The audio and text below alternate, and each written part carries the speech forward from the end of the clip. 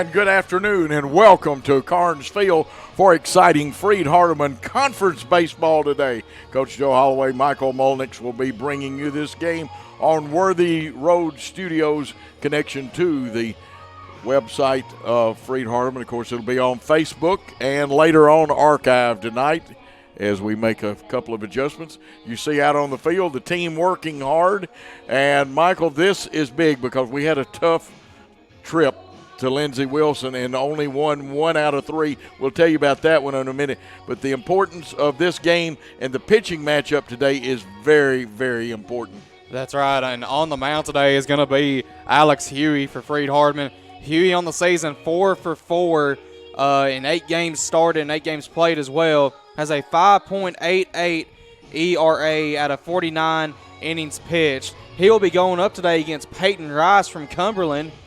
Peyton this year 3 for 3 in 7 games played, and all of them started. 4.58 ERA and just over 39 and a third inning pitched. So this is going to be a key matchup here today. It'll be nice if we can get to their pitcher early, and unfortunately they usually outscore people in the first inning from what I have researched. And they are a good ball club, even though they come in here at 18-17 and 5-7 in the conference. They have a very explosive home run hitter also that we'll tell you more about, just like we have Josh Sears. Our record is 18-18, but we have an outstanding 11-5 record in the conference. That puts us in second place, but barely in second place because the folks behind us have some games to play. And besides this 3-game series, we still have to go to Martin Methodist. That's right, and you have to go up against the pitcher. I believe you have to go up against Dakota Crowell, one of the better pitchers that Martin Methodist has. I think this will be his 4th year with the Red Hawks.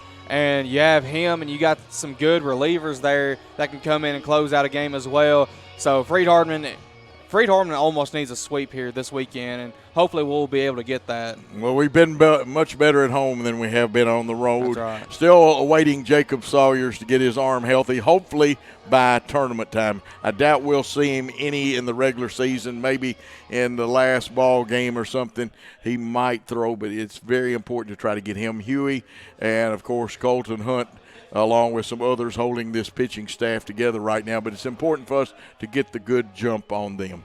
That's right. Tell you what, we've got one experienced coach, the head coach for the Phoenix of Cumberland University, and we have to keep that straight because there's also a Cumberland's in Kentucky too. 41 years for this gentleman that he has been coaching baseball. I don't know. I didn't sit down and take time to figure it out. See, Cumberland was once a junior college just like Freed-Hardeman was.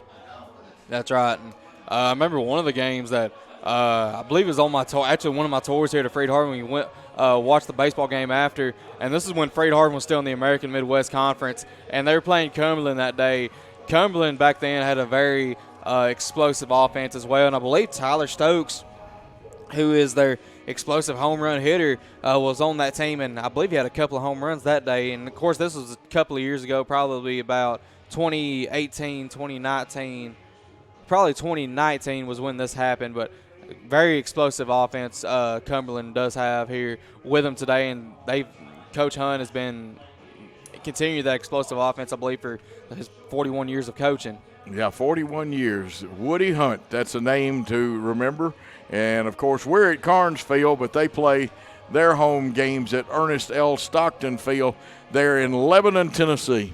That's right. And they do have a lot of hometown players, or at least players from close by. Not a lot in the starting lineup today, but don't be afraid if one of them hometown boys will come in from Cumberland and just either one will strike you out or two will knock it over the fence. They are known to do that in Wilson County, I believe. Yeah, Coach Hunt is a very good baseball coach for them. Of course, our coach, Jonathan Estes, is 389 and 219 in his coaching. He's taken us to the NAIA World Series and does a wonderful job. A very articulate young man, teaches well, coaches well. The players love playing for him. But it looks like the only guy with whiter hair than I have is Woody Hunt. That's right. Tell you what, let's do. Let's take a 1-minute timeout while they go over the ground rules, and when we come back, we'll be ready and set you up for the starting lineups for this exciting contest here at Carnes Field for Freed-Hardeman. You're on the Freed-Hardeman Sports Network. Chase Animal Hospital is a full-service veterinary hospital which performs well and sick patient exams, hospitalization, surgery, boarding, doggy daycare, and grooming. We are located in Huntsville, Alabama, the Rocket City. We can take care of all dogs and cats as well as some livestock animals. Our current veterinarians on staff are Kevin Crabb, Zach Knight, Elizabeth Harville, and Wesley Clendenin. Visit our website at chaseanimalhospital.com or check us out on Facebook. We look forward to taking care of all your pet's needs.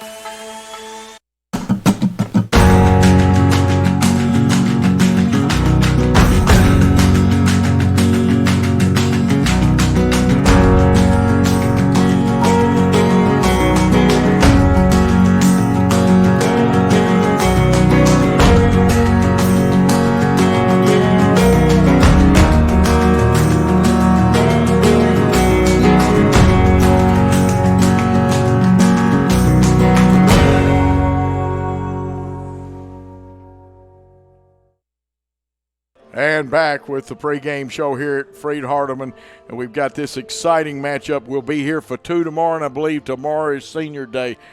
Is that correct? I believe so. I believe that is our last. Yeah, and it will be, and that is our last regular season home games of this year, and it may be our last one if we do not get that first seed in the Mid-South Conference tournament. You're right, but what it takes, hey, we can win out. We got, 6 conference games left. Don't forget, we do have a big game on Monday. We have the bunch coming in from Tennessee Wesleyan. They are the number 1 team in the nation.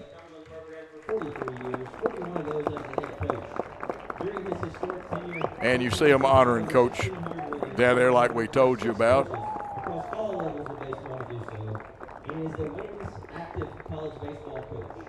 He has won 3 national championships in 12 appearances at the NAIA World Series and 17 Coach of the Year awards, including 2 Rawlings National Coach of the Year honors.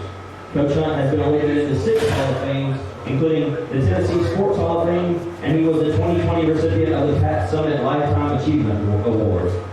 He has produced 69 NAIA All-Americans and has had 99 players sign professional contracts during his time as the head coach of the Phoenix. Let us all join the Lions baseball team in congratulating Coach Woody Hunt on his legendary and unmatched career. Thank you, Coach Hunt. And Coach Hunt, a legend in, as you heard him say, several halls of fame, and he's just one of the good guys is what you can say about Woody Hunt. That's right. I believe you've set a number of World Series appearances as well. We'll be looking to get back to the World Series this year as well. They really will. Let's go ahead and turn it over to Michael Mullenix, who will give you the starting lineups we were given for the Phoenix of Cumberland University out of Lebanon, Tennessee. But it looks like we are just about ready. Let's see, Michael. The umpires are standing there like they are ready, but I think they'll announce them. Go ahead and give the starting lineup and batting order for the Phoenix. Batting first will be number 3, Tyler Stokes, the second baseman. Second will be number 41, Pablo Custodio, the catcher. Batting third will be number 7, Ethan Shelton, who will be playing left field. Batting fourth will be number 34, Tyler Jones, the first baseman. Batting fifth, the third baseman will be number 24, Jose Vera. Batting sixth, the right fielder, number 20, Josh Morgan. Batting seventh and in center field, number 5, Andrew Martinez.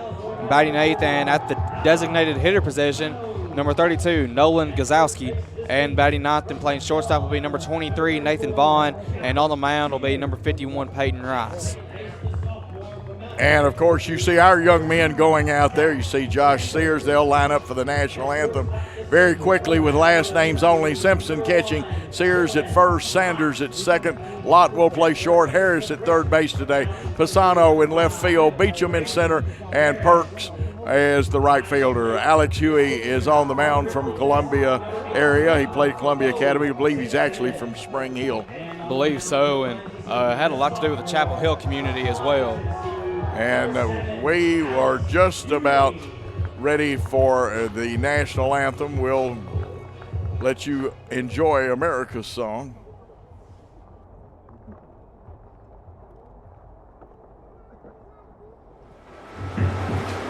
Now, if you would rise and gentlemen, remove your caps for the playing of the national anthem.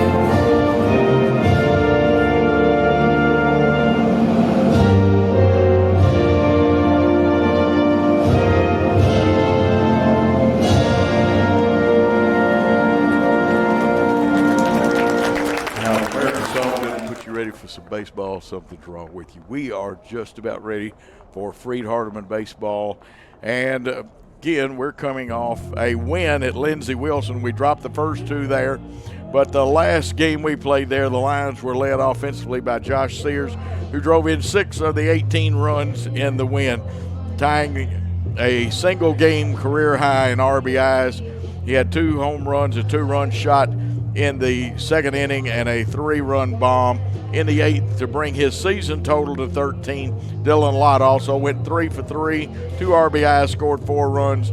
Zach Sanders, Riley Perks, and Brady Harris also joined him with 2 RBIs each. Landon Sewell got the win in relief. That's right, and Landon Sewell's been on this team. I believe this is his 5th year. Don't know if he'll be coming back for a 6th year or not, but that is an option that he has.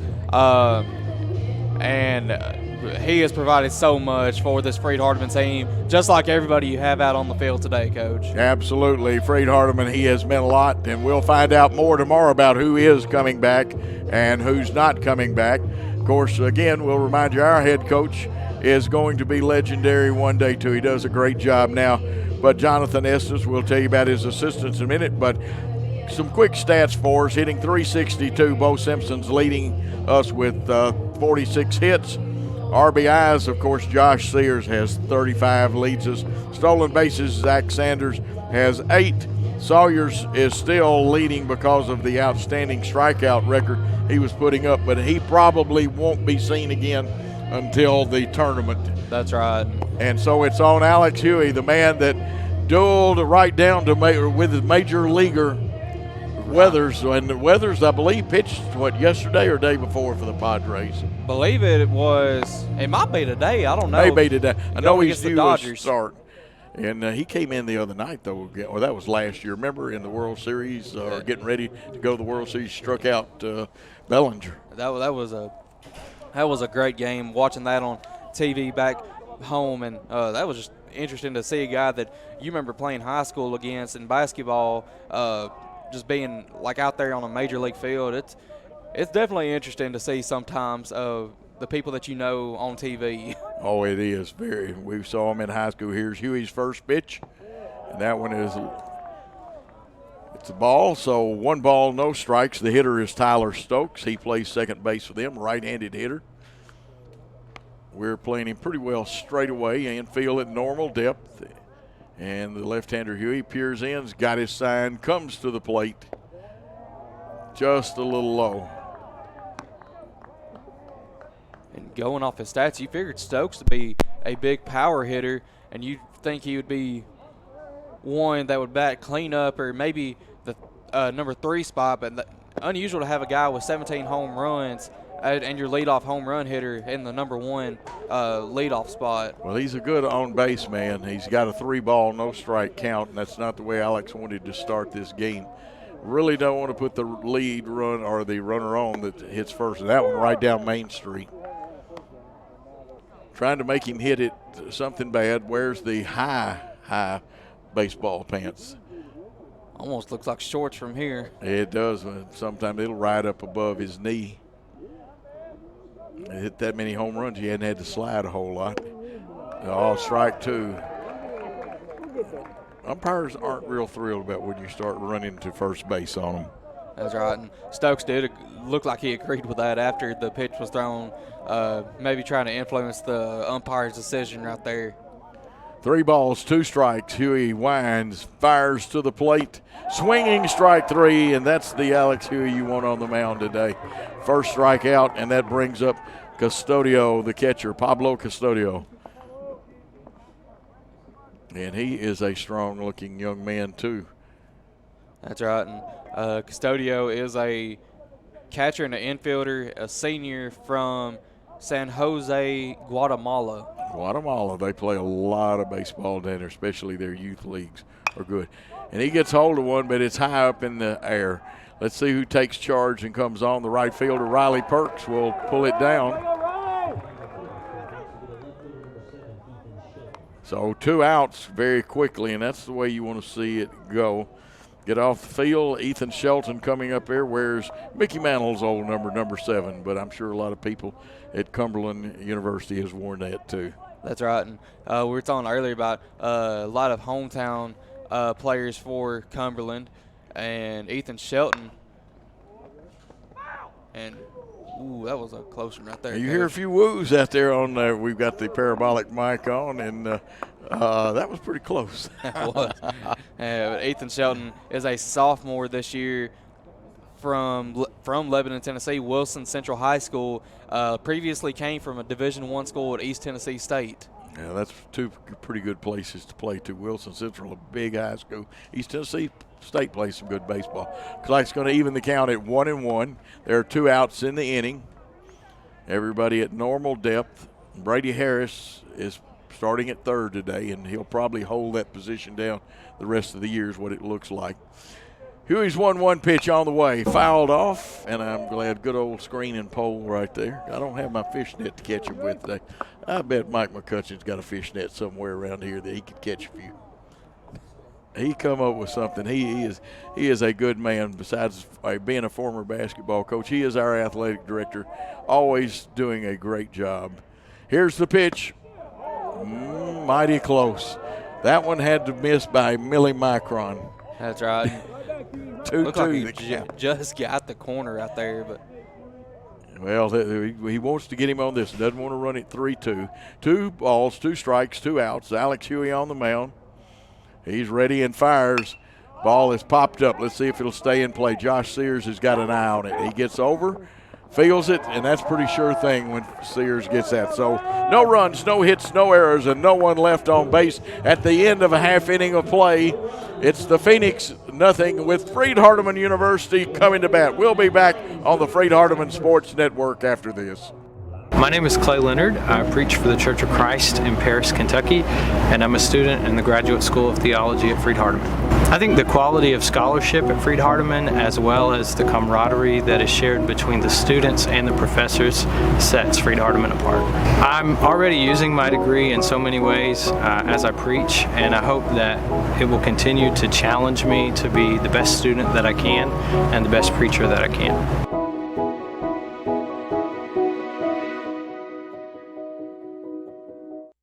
And we are back, ready for the bottom half of the first inning. We've learned a lot about the baseball, and of course they put their big right-hander, Rice, out there, and he's got good size. They put a pretty fair defense out there behind him, but they score a lot of runs. But guess what? We can score a lot of runs too. And Riley Perks today playing in right field will lead it off. Bo Simpson, who we've seen hit 4th, has been moved up to 2nd because Bo is getting a lot of hits and getting on. He's a senior this year. Josh Sears will hit 3rd, and Vaughn Watson, the designated hitter, who when he had to did a great job, and he was our last guest, a very articulate young man in his own right. That's right. And just looking at Rice right here, he's got speed on his fastball, but the way notice the way he pitches right here, that little slow front step right there, almost like he's going to throw it slow and try to place it. But when you look at the speed on that ball, he's throwing for placement and speed, Coach. That could be a deadly threat here for the Lions today. Absolutely. And, of course, our coaching staff, again, Jonathan Estes, the head coach, Will Wallace and Jeff Trask, the assistants. Cody McSwain is a student assistant, and so is Slater Springman. So some very fine young men working with our program. And, of course, going against the veteran today, and that is the one and only Woody Hunt. Now, leading off, of course, for us will be Riley Perks. He's a junior from Waterdown, Canada, and Arkansas Monticello. That's right. One of the 3 transfers for this athletic system that we got from Arkansas Monticello, Riley Perks being the only one for baseball, and then you got the 2 that we had for basketball this past year, Wanye King and Jeremiah Alexander. Absolutely. He's a left-handed hitter. Let's see if they play him to pull. They are off the line a little bit at third base. Shortstop's moved a couple of steps towards second. Second baseman in the grass. And first baseman deep, so they don't figure on a bunt here. And the first one is a strike, so Rice gets off to a good start for his first pitch.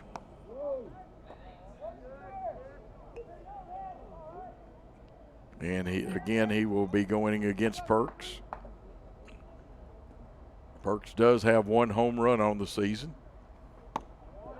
That one high, so 1-1 the count.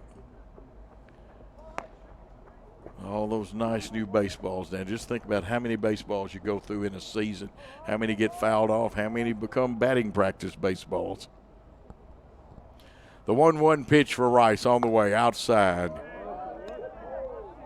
And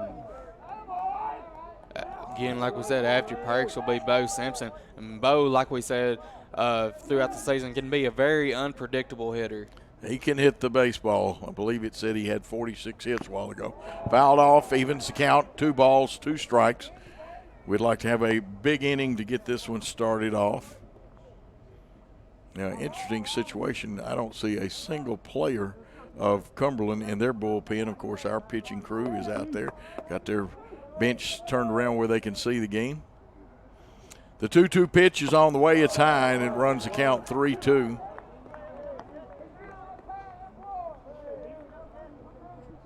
It's not what you're used to seeing, even with a lot of teams today. They'll usually have already someone in that bullpen just watching. Yeah, just watching, and down there already. 3-0 hitter takes it for ball 4, and we've got a runner on first. That might be what we need here for Bo Simpson, followed by Sears and then Watson. You're really getting in the power spot of your lineup right here. Usually be, well, even number 5, Don Pisano, who we saw in one of the games in the last home series, had 2 home runs on a 5-for-5 day. Simpson, of course, hitting over 300. I believe he's at 362. I need to check that exactly, but has 6 home runs and 25 RBIs. And he hits one to right, but it looks like he's going to hang up and stay, and the right fielder will field it, about 6 feet from the fence in right field? I believe so. And now that's going to bring up our power hitter, Josh Sears. Sears with a runner on first. He had a big RBI game in the last one at Lindsey Wilson. He wants to get his arms free, and they'll try to either tie him up or pitch him away. Sometimes, though, he can hit that ball on the outside part of the plate over the right field fence. It's 315 down that right field line. That one, good cut, a little bit of an uppercut. 345 to right center, 390 to dead center, but we've got the about 15-foot fence out there. 360 to left center, down the line in left field, 330. Rice checked the runner, comes inside, and that time they're not going to give him a chance to extend. Now, they usually work him in, and then they work away. That's right. And it's a smart strategy to go with Sears right there. 1 ball, 1 strike count. There's 1 out and a runner on first. Infield at double play depth. Here's the pitch. Curveball got in there. And They were trying to work him away, which they did. They got the outside corner of the plate. So 1 ball, 2 strikes. Sears behind to end the count. Got to protect the plate. Rice in the stretch comes to the plate, and that one was way out. They were going to work him outside again. 2-2. Now this one you still got to be ready to protect the plate. You're just looking to get on. Yeah, you'd love to have the homer, but you want to keep this inning going. Don't want to hit into the ground ball double play. 2-2 pitch on the way. It's outside, 3-2. Comes back a little more in Josh's favor now, Michael. That's right, and hopefully Sears can get a hit, but what would even be better right now, a home run, Coach? You love those home runs, don't you? I love those home runs. Outfield deep. You see Rice, and now the shot from center field of the hitter and the pitcher and catcher. And they walk the big man. That puts 2 runners on base. And that brings up a young man that not only is he personable and knowledgeable, he is a very good hitter. This young man was once drafted by Major League Baseball. That's right. And he still could be picked up. A very good hitter in his own right, a great athlete when he was in high school. Played more than one sport. That's right. And before coming to Freed-Hardeman, played former Division I baseball at Lipscomb. Yeah. So a lot of former Division I players here today, Coach. There are. And that one low, he's got a good eye. Met his mother and father and brother, and his brother used to run track, and I forgot what school, but he was a big-time track man. And his parents are super nice people. So a 1 ball, no strike count, 2 runners on. The infield still at double play depth. Here's the pitch, swinging strike on the outside corner. So 1 ball, 1 strike, 1 out. Now they're adjusting their center fielder just a hair. And he was moving on that swing. He thought that Vaughn was going to right center field with it. So the 1-1 pitch, they check the runner, and now back off, coming to the plate. Ground ball, hit, and seeing eye single. Let's see if they hold him up. They're going to send the runner to the plate. Here's the throw. It's going to be offline, and we're going to lead 1-0. And Sears motors into third, and Vaughn Watson gets to second base in a hurry. What a hit there by Vaughn Watson. Gets us on the board here early, and that's what we need here, Coach. Yep. He does a great job of hitting. He gets an RBI. It's a single, and he advances to second on the throw. That brings up Don Pisano, who is capable of hitting one out of here down that right field line. Has some speed. Of course, we know him as Secretary of Defense when he's in the outfield. That's right. But, you know, I think Hunter Beecham gave him a chase for that title of Secretary of Defense. Pitching out of the stretch with runners on second, third. That one's high. It looks like they're going to give up another run for an out, or will the third and first baseman take a chance, because Josh Sears is not the road runner. No, he likes to think that he can run. He runs hard. He runs hard. But he's not fast. But, you know what, the major leagues are looking at that young man. There's a swinging strike, which puts the count at 1 ball, 1 strike. There's only 1 out. And he doesn't ease up. He doesn't take it easy. He will run as hard as he can. But he's not a 4-4 guy in the 40. That's right. We like him. He hustles, plays a great first base, but we like to see him hit that long ball. The 1-1 pitch ready to come to the plate, and it is outside. Their catcher, very aggressive young man. Custodio, very aggressive back there. He'll throw the ball around, got a pretty good arm. 2-1, 2 balls, 1 strike, 1 out. We got those runners at second and third. Watson edging away from second a little more each time. They check him, they're coming to the plate. We'll get our jumps. That one fouled off. 2 balls, 2 strikes now. That's that low pitch that's tough on left-handed hitters, but Pisano looked like, other than fouling it off, he handled it pretty well with his swing. That's right. And, he will try to do that here a lot as well. 2-2 with 2 runners on. There's only 1 out. Base hit will score another run because they're playing fairly deep for Pisano. Could score 2 at the depth they're playing, especially the left into center. 2-2 pitch on the way. Curveball high. It stayed high. People say, well, it was there where the catcher caught it. It went across the shoulders. That's high. You caught some, right? You didn't pitch any, did you? I was more of a pitcher than I was a catcher. Okay, I had it backwards. Did that throughout middle school. Also did outfield and played third base some as well. 3-2 pitch fouled off. We get to do it again.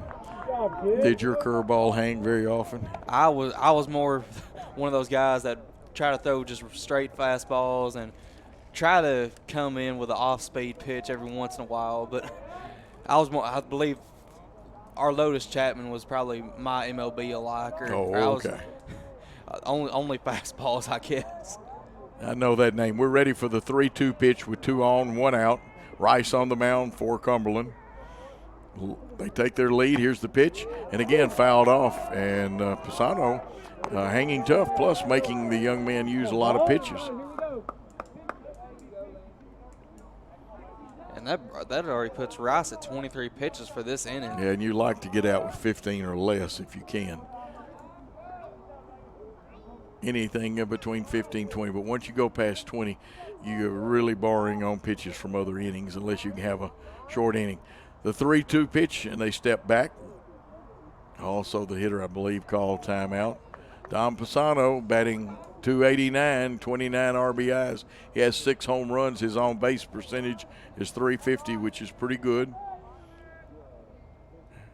And now the 3-2 pitch. Got him, though, with the fastball. First strikeout, second out of the inning. That brings up Dylan Lott. Dylan very capable of contact. It'd be a shame to leave Sears and Watson at third base and second base. So 2 outs, they'll run on anything, Michael. That's right. Try to see if Lott will. No, it's been saying this a lot, but another home run would be nice here. He is capable also. Pitch to him, popped up. It gets out of play, though. It went straight back. It got out of here in a hurry. He has hit 6 home runs himself. So Lott with that .287 average has 19 RBIs on the season. .356 on base percentage.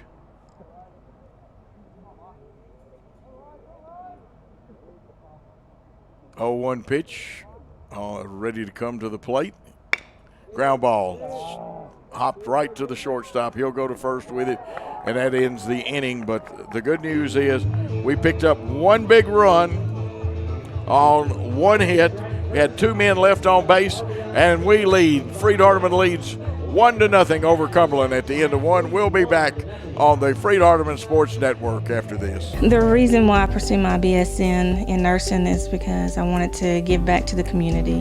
I wanted to take back, I wanted to give care to all the patients that I had taken care of previously in the past. I wanted to gain more experience and education. Freed-Hardeman is local here in Dixon, Tennessee. I noticed that they had a 100% pass rate for the past 3 years, and I knew that Freed-Hardeman would be a great fit for me.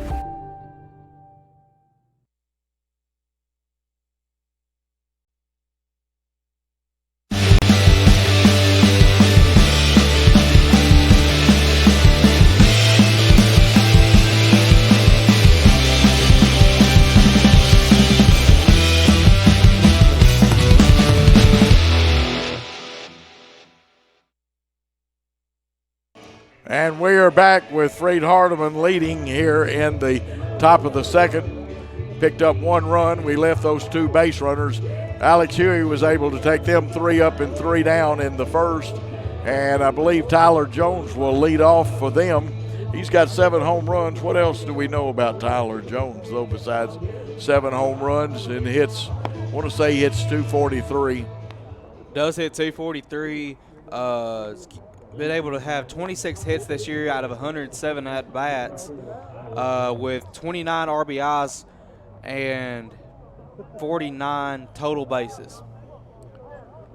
Okay, ready here in the top of the second, right-handed hitter. Has a guard on his leg, and in this day in baseball, I don't blame him, especially if he foul off a lot of pitches. Tyler Jones, first pitch to him, and the umpire says it's a strike. Like to hear that. Infield at normal depth. Actually, the second baseman right on the edge of the back outfield. Huey will take it himself and then flip it nicely to Sears, and they'll take it around the horn for the first out in the inning. And now it's going to bring up Jose Vera.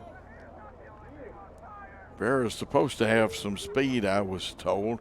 He plays third base, and, you know, a lot of third basemen are power hitters or good on bat. We'll see what Jose Vera's got. He's a right-handed hitter.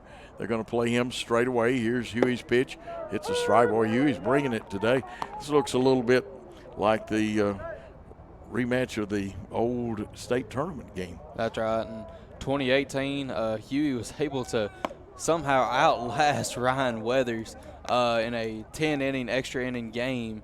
Just an overall great game. When you go back and watch it, some of the highlights of it. Here's his pitch, fouled off, makes it 1 ball, 2 strikes. One of his biggest fans is Mo Grimes, the old sports writer back in Mount Pleasant, and actually worked at the Columbia Daily Herald just like our own Taylor Hodges did. And we'll tell you a little more about Mo. If you get a chance, you need to send him a get well card. The 1-2 pitch on the way from Huey, and it's fouled off. And we'll do it again. Mo broke his leg going to the mailbox the other day. It was a little wet, and he slipped, and he unfortunately is going to do a little rehab for about six months, and had to put a steel rod, though, in his leg. Mo's 78, I believe. Never something you want to hear. No, you don't want to hear that. And he tries to follow Freed-Hardeman sports. Here's a big hop bouncer to the second baseman, over to first. That will retire Vera. And again, we are looking good. Sanders to Sears on that play. 2 outs in the inning. Josh Morgan, the right fielder's up there. And that's only 19 pitches thrown today by Alex Huey, just in 1 2/3 of an inning. Well, that's important because Huey is still, the arm is, it's good, but it can get even stronger. This young man can throw even better than he's throwing, and time will heal it. First pitch outside. And Josh Morgan, probably a big Kentucky Wildcats fan, being from Lexington, Kentucky. He sure is. He fouls this one off. It may be in play, although it's drifting. Sears says, nope, but he went all the way to the fence, gave it the great effort, Josh Sears. And something you got to like about Josh, he's a big man, but he's still a very good fielder. If I'm not mistaken, only has one error on the year. I believe so. I could be wrong now because I've missed a couple of the away games that I had Jackson Christian baseball. But we got a 1 ball, 1 strike count with 2 outs on Josh Morgan, the right-handed hitting right fielder. This one kind of in between hop. It comes up big for Brady Harris. Guns him down over at first. And we get to say it again. No runs, no hits, no errors, and nobody left on base. The score at the end of 1 1/2 innings of play. The Lions won, the Phoenix nothing. Let's take a timeout on the Freed-Hardeman Sports Network. The reason I chose Freed-Hardeman is because I'm a mother of 2, and I live here locally here in Dixon, and 2 years ago I decided that I wanted to be a nurse. So Freed-Hardeman had just opened up, and I was ready for the opportunity and jumped on it, and I knew I needed to stay home, still be a mom, and yet I wanted to pursue my dream as being a nurse.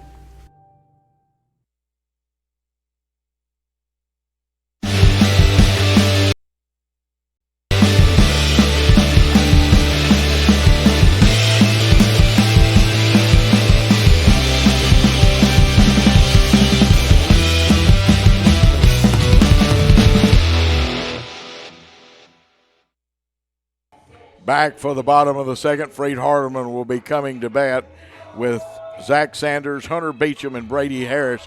We need to get more than 1 run, though. That's right. And would be good. Increase the runs each inning. So hopefully this inning we can get 2 right here on the board, at least 2, maybe 3, with the good part of the lineup that we got coming up. And really, you have all these guys is capable of hitting just contact hits or sometimes even the long ball. Absolutely. And, of course, Zach Sanders from Mount Juliet, Tennessee, and Donaldson Christian Academy, another fine institution of learning, Donaldson Christian. I believe that Zach is hitting .305. He doesn't have any home runs, but he's got 12 RBIs, and his on-base percentage is .385. That's pretty good. That's right. Does a good job with the glove at second base.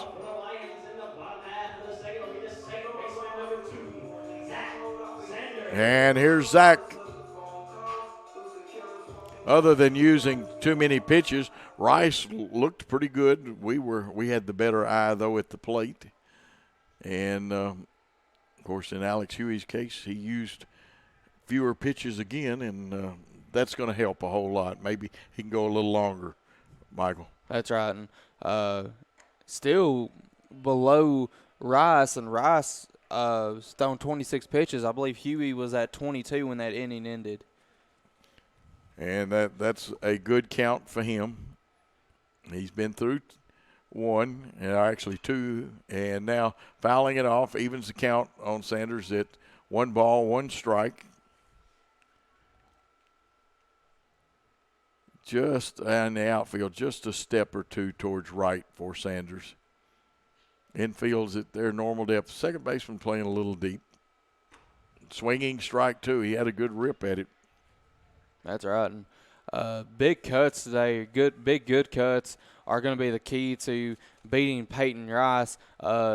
From watching him in the warm-ups, has good pitch speed, but with his step almost makes it look like he's trying to place it as well. And the first baseman comes over. Now the pitcher, Rice, came running over like the first baseman might not have seen it, and he was going to give help. But that is the first out in the inning. Foul out for Sanders. And that brings up Hunter Beecham. Beecham's got good speed, can hit the long ball on occasion, hasn't. Let's see if he's got one this year. I believe we saw him hit one. I believe that was against Bethel that second day we were here. I know one thing, he put the tattoo on this one, and it's going to bounce off the wall, and we'll look at him accelerate as he goes into second base standing up. We didn't get to tell you a whole lot about Hunter, but we'll catch him the next time up there because we're glad he's there with a stand-up double. That's right. Now, hopefully we can see Brady Harris get him home. Brady will be his first at bat, last batter of the lineup, so we're going to Riley Perks on the next at bat as long as we don't get a double play, which I don't believe Brady Harris will, hopefully. You'd have to line into one, or we have to have a catch and throw out or something to as far as an air ball. And that was three home runs is what Beecham has. First pitch, a strike to Brady Harris, the fine third baseman. He's hitting .278, has 2 home runs on the year. He'd love to add to his RBI total right here with a runner in scoring position and 1 out. Rice pitching from the stretch. Here's the pitch, the bender, and that's strike 2. That time it broke pretty good. That was a good pitch there by Peyton Rice. So an 0-2 count. Now Brady's got to guard the plate. Doesn't want to make that second out because we can still score with a man at second and 2 outs, but does make a difference if you get runners on. And now Harris steps out. Good move. Wearing number 5. We are in our white uniforms. Cumberland University in the gray uniforms today. Rice checks the runner. He's got his attention. The 0-2 pitch, high. And he threw that one hard, but his catcher had to come up and get it.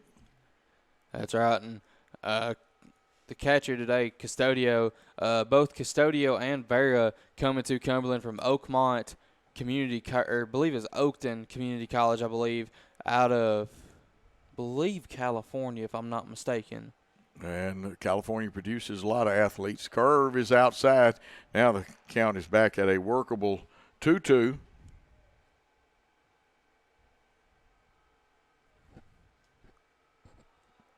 And we're up 1-0 in this contest.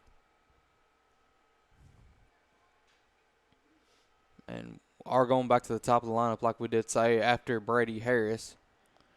And that one gets away from the catcher, but they'll throw him out at first. Now we're running, and you're not going to get Beecham like that. It may have been close, but it was never in doubt as Beecham advanced. And now that's going to bring up Riley Perks. Riley Perks walked in his last at bat, but was able to score, though, so that's a good thing for Freed-Hardeman. Maybe he can do the same thing here, and that hopefully will get Beecham home as well. Yeah, Perks wants to get on base. Rice would love to get him out.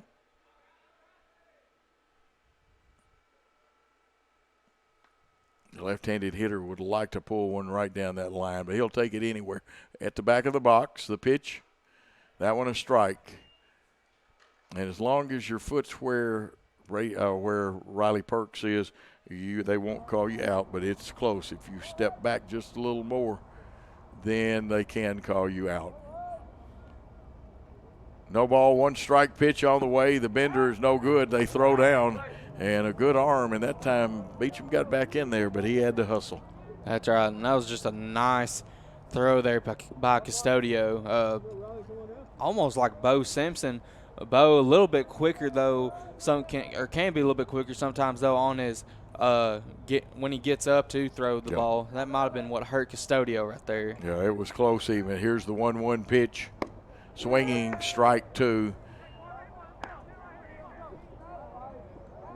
And I heard somebody in the crowd say, keep your eye on it. Might have swung through that one a little bit. The head led outside a little bit. But Perk's a good hitter. He'll try to protect the plate here with a 1-ball, 2-strike count, 2 outs, and that runner's on third. Here's the pitch. It's the bender, but it was way inside. It started breaking too early for him. His release point put it where it was going to be a ball no matter what. 2 balls, 2 strikes, 2 outs in the inning, 1 runner on. Rice chooses to pitch out of the stretch with that runner on third. And gets his sign. Here's the pitch. Swinging, strike 3, and that'll get him out of the inning. So there was no runs, 1 hit, no errors, and 1 man left on base. And at the end of 2, Freed-Hardeman leads 1-0 on the Freed-Hardeman Sports Network. The reason I chose Freed-Hardeman was I came for orientation, and I felt welcomed and loved. And I've toured many nursing programs, and this was different. This one was something different to me, and it's been amazing, and I've really enjoyed it, and it's something I'll always remember, and this is family to me. I also chose Freed-Hardeman because of the 100% pass rate at Dixon. They've had a 100% pass rate for the last 3 years, and that finalized my decision to come to Freed-Hardeman.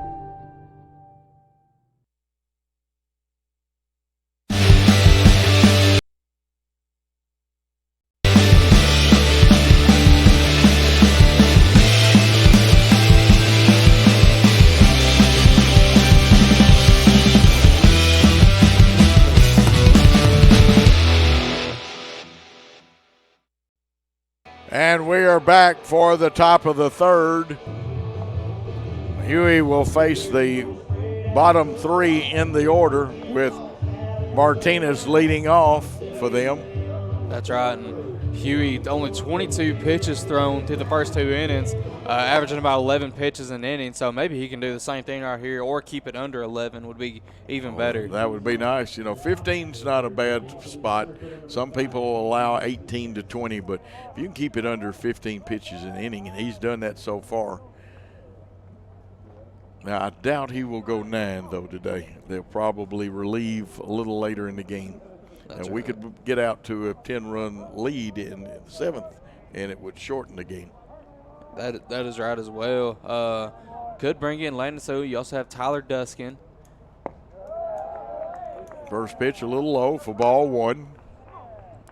Don't know if we'll see Connor Creasy till tomorrow. Probably not. Colton Hunt almost assured to pitch tomorrow, the young man from here in Chester County. Swinging strike. So it's 1-1 the count on the leadoff hitter, Andrew Martinez. Of course, Martinez is hitting .305 with 5 home runs, has a .403 on base percentage. Pitch grounded but foul. Goes down the first base side. And I don't believe their first base coach, who is a young fella, I bet money on Woody would have cuffed that one. At least would have tried to make a diving attempt for it. Yes. He is, like I said, great. He's been a very good baseball coach all these years. I forgot how many exactly he has put into pro uniforms and stuff. But very fine coach. There is a swinging strike 3. I'm going to tell you what, it looked like he pulled the string on him a little bit. I believe he did right there, and that's strikeout number 2 today for Alex Huey. And of course, Michael Molnick's always keeping up with the good and important things. That's what we love about him. Nolan, is it Gazowski? I believe it is Gazowski, or Gazowski, or we didn't get a pronunciation thing today. I know one thing is strike 1. That's right. We'll check it out and make sure we've got the right name on him. Left-handed hitting young man. He is the DH. Fouls that one off, and he's quickly in the hole, 0-2.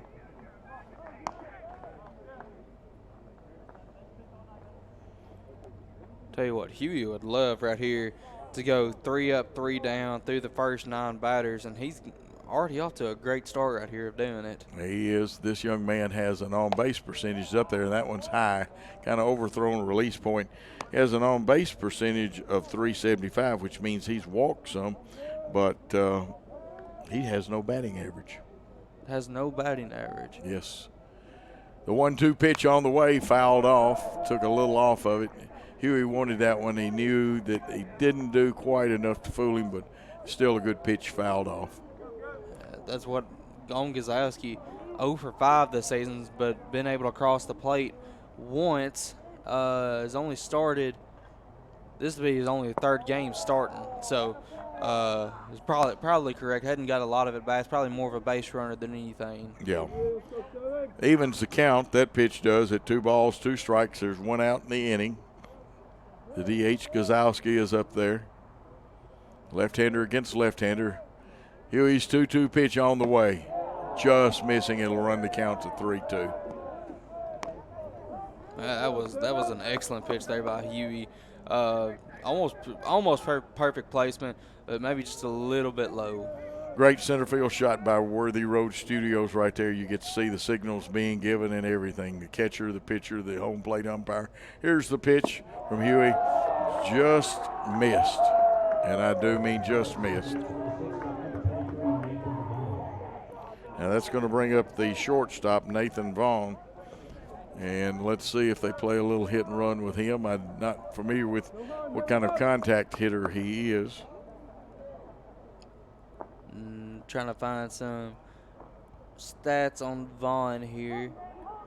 Vaughn has only started 8 games this season and 25 games appeared in, batting average of 139. Well, first time out of the stretch for Huey, and he comes to the plate with it. It's high. And sometimes when you switch, you have to go that first time out of the stretch. You change your rhythm and your mechanics a little bit. He's also giving an eye to the runner at first, who looks like he's got a short lead right now. But that first pitch he was really eyeing. And now 2 balls, no strikes.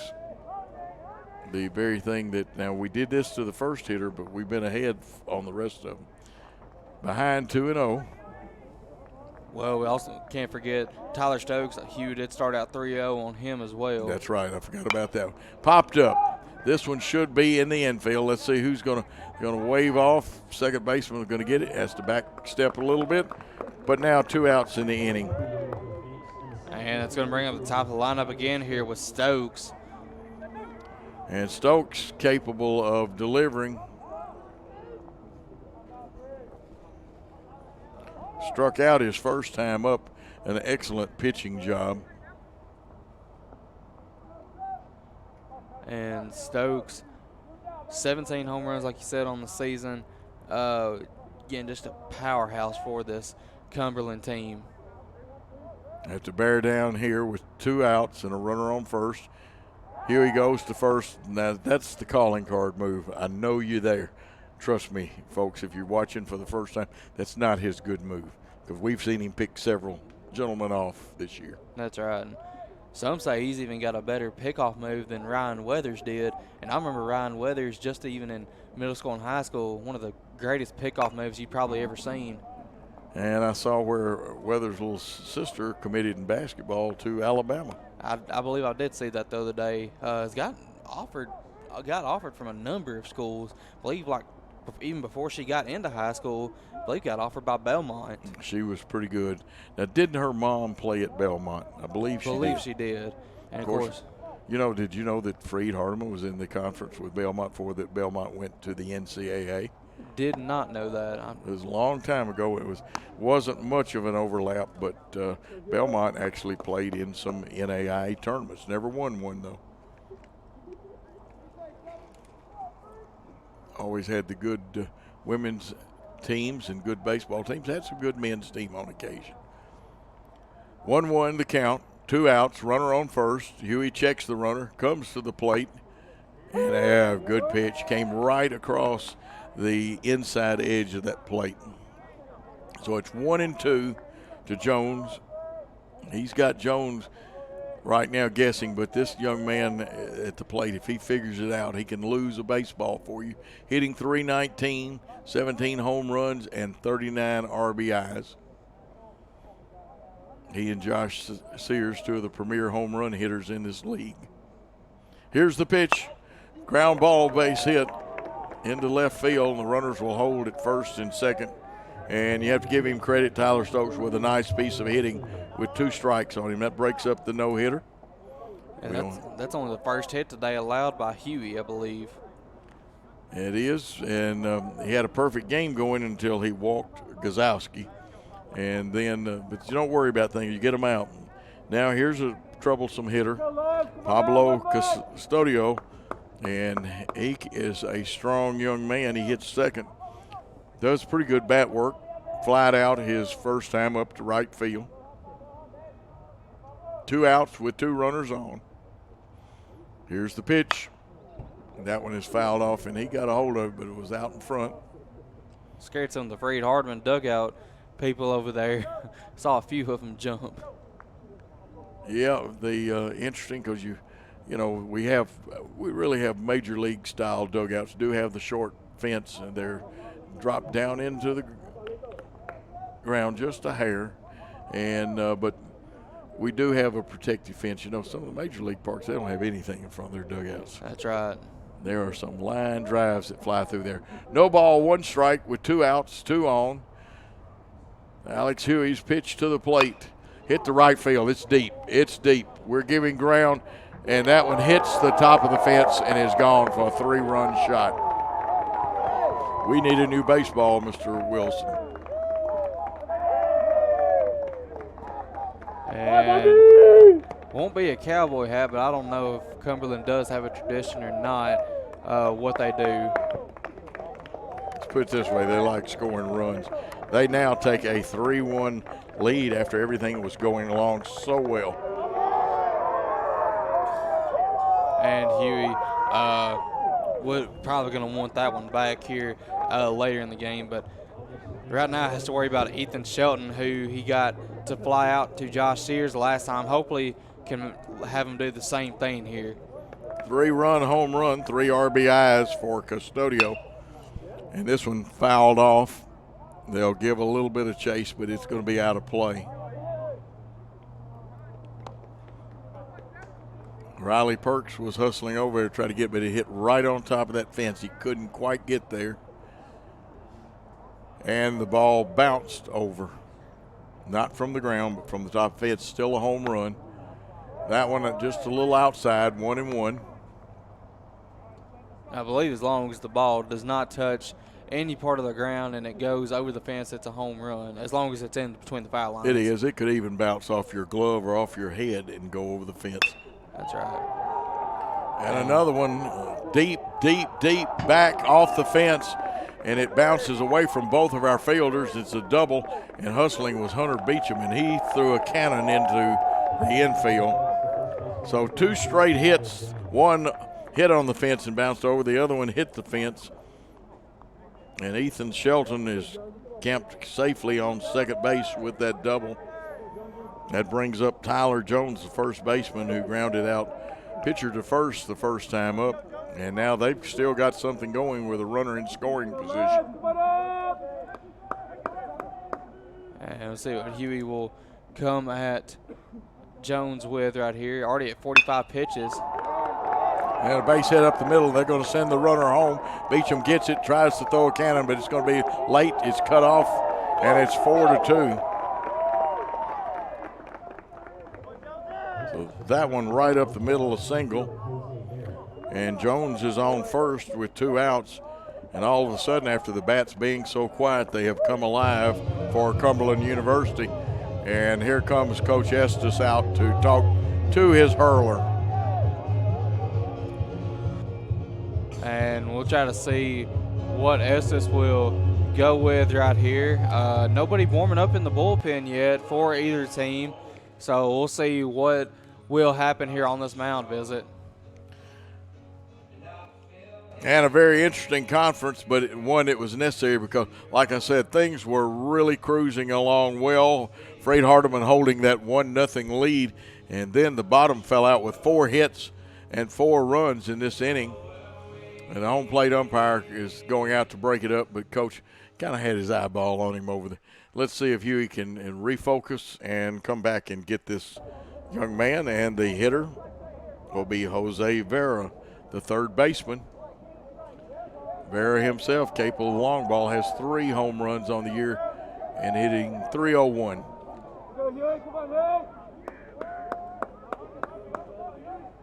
And does have one on here, so definitely don't want to give up anything right here to Vera. 1 on. There's a swinging strike. Bo Simpson, and just barely getting back by the hair of his chinny chin, if he has any. It looks like the young man has shaved though at first, but he barely got back. He barely did. I want to go back see that one on YouTube tonight. And a 1-strike count. Alex Huey pitching for the Lions. Everybody's straight away. And there's strike 2. And let's see if he can put him away on this one, or will it be a tease pitch, a waste pitch? Some people like to call it.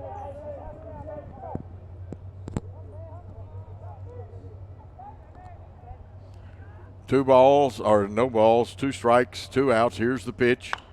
Hit the right field. That one hit right where we weren't. So right now they're doing what Willie Keeler used to do, hitting them where we ain't, to use bad grammar. They have runners on first and second. Josh Morgan will be the 9th hitter in this inning. That's right, and Andrew Martinez will go. If they do get to Martinez this inning, that'll be back to the leadoff batter of this inning. Now, Peyton Price will probably be very happy and thank his young men for getting him a 3-run lead to work with. He's only given up 2 hits. We struck in the first inning. Here's the pitch. And I think they'll say he went. Yes, they do. They call it.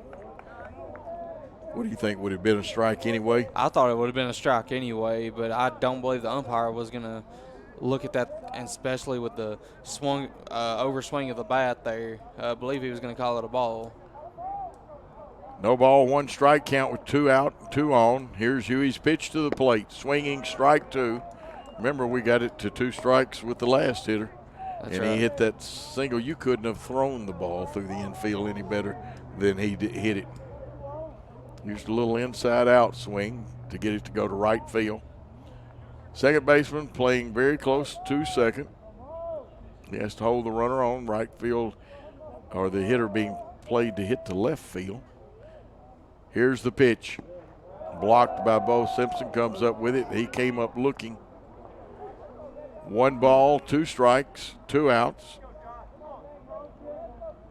The 275 hitting Morgan at the plate, Josh Morgan. He plays right field. Runners on first and second with 2 out. They'll go with the crack of the bat. Here's the pitch. Ground ball. Kind of got in the way of the shortstop a little bit, but the toss to get him out. And that ends the inning. But that was a big inning for them as they come up with 4 runs on 5 hits and no errors. We'll be back with the bottom of the third and the Phoenix of Cumberland University leading after this.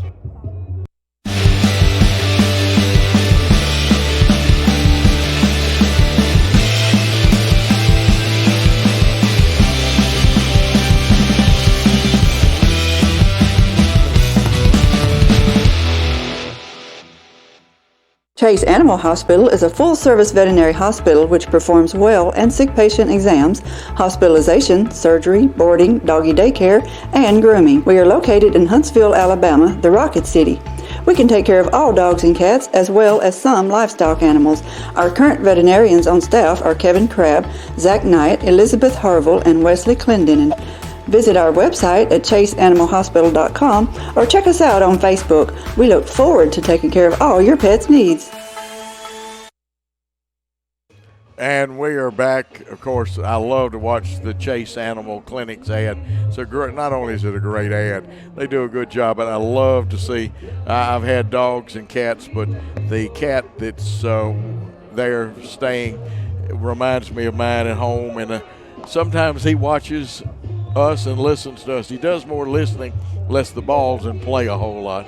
But I'm going to say hi to my cat Gizmo because I know, just found out he is watching right now, Michael. That's unusual stuff, but he does. He listens to sports shows and stuff too. He is a cool cat. We need some runs, son. We do need some. We're going to start it off here with Bo Simpson. Really, the good part of the lineup to be in. You got the unpredictable hitter Bo Simpson, and you got the powerhouse Josh Sears, and then you got another powerhouse in Vaughn Watson, followed by Pisano, and there's 4 runs right there. Potential of 4 runs you can get across the plate this inning. Well, Bo took them deep, about 6 feet from the fence in right field, but it was still a big out. But Bo's capable of launching one, so is Sears. So number 18, the young man from Ripley, Tennessee, via Jackson State Community College here to Freed-Hardeman. And the first pitch is high. Roughly how many pitches has Rice used? Rice is at 42 pitches now. He's in the 3rd inning, so he's back. He could live with this count. 45, he'll be over it though. Another pitch high and outside. He'll go past the 45, but some people, again, allow more than 15 an inning. It depends on your pitching and philosophy. That's right. 2 balls, no strikes. Rice winds, fires. That one for a strike, 2-1. Bo's ready now. Getting some encouragement from his teammates. Great camera shot again. That center field shot by Worthy Road Studio. Even the majors don't do it any better. Looks like should be the fastball. And it was. He had the home run cut. He had the out fastball, and that evens the count at 2 balls, 2 strikes. No outs in the inning. The catcher, Bo Simpson, leading off. Bo really wants this one. Here's the pitch, and he fought that one off because that was in. Tell you what, the Cumberland players, they start out with a foot race to get the ball, but I believe the young man that retrieved it was a little quicker than the other guy. Believe so. Yeah, the other guy gave up a little. There's some interesting side things that go on here at baseball games. We'll do the 2-2 pitch over again with no outs. Simpson and Rice battling right now. That one high, runs it 3-2. Bo just wants to get on base. He can hit it and get on base, or he will take a walk, error, anything, because we need base runners. Trailing by 3 at 4-1.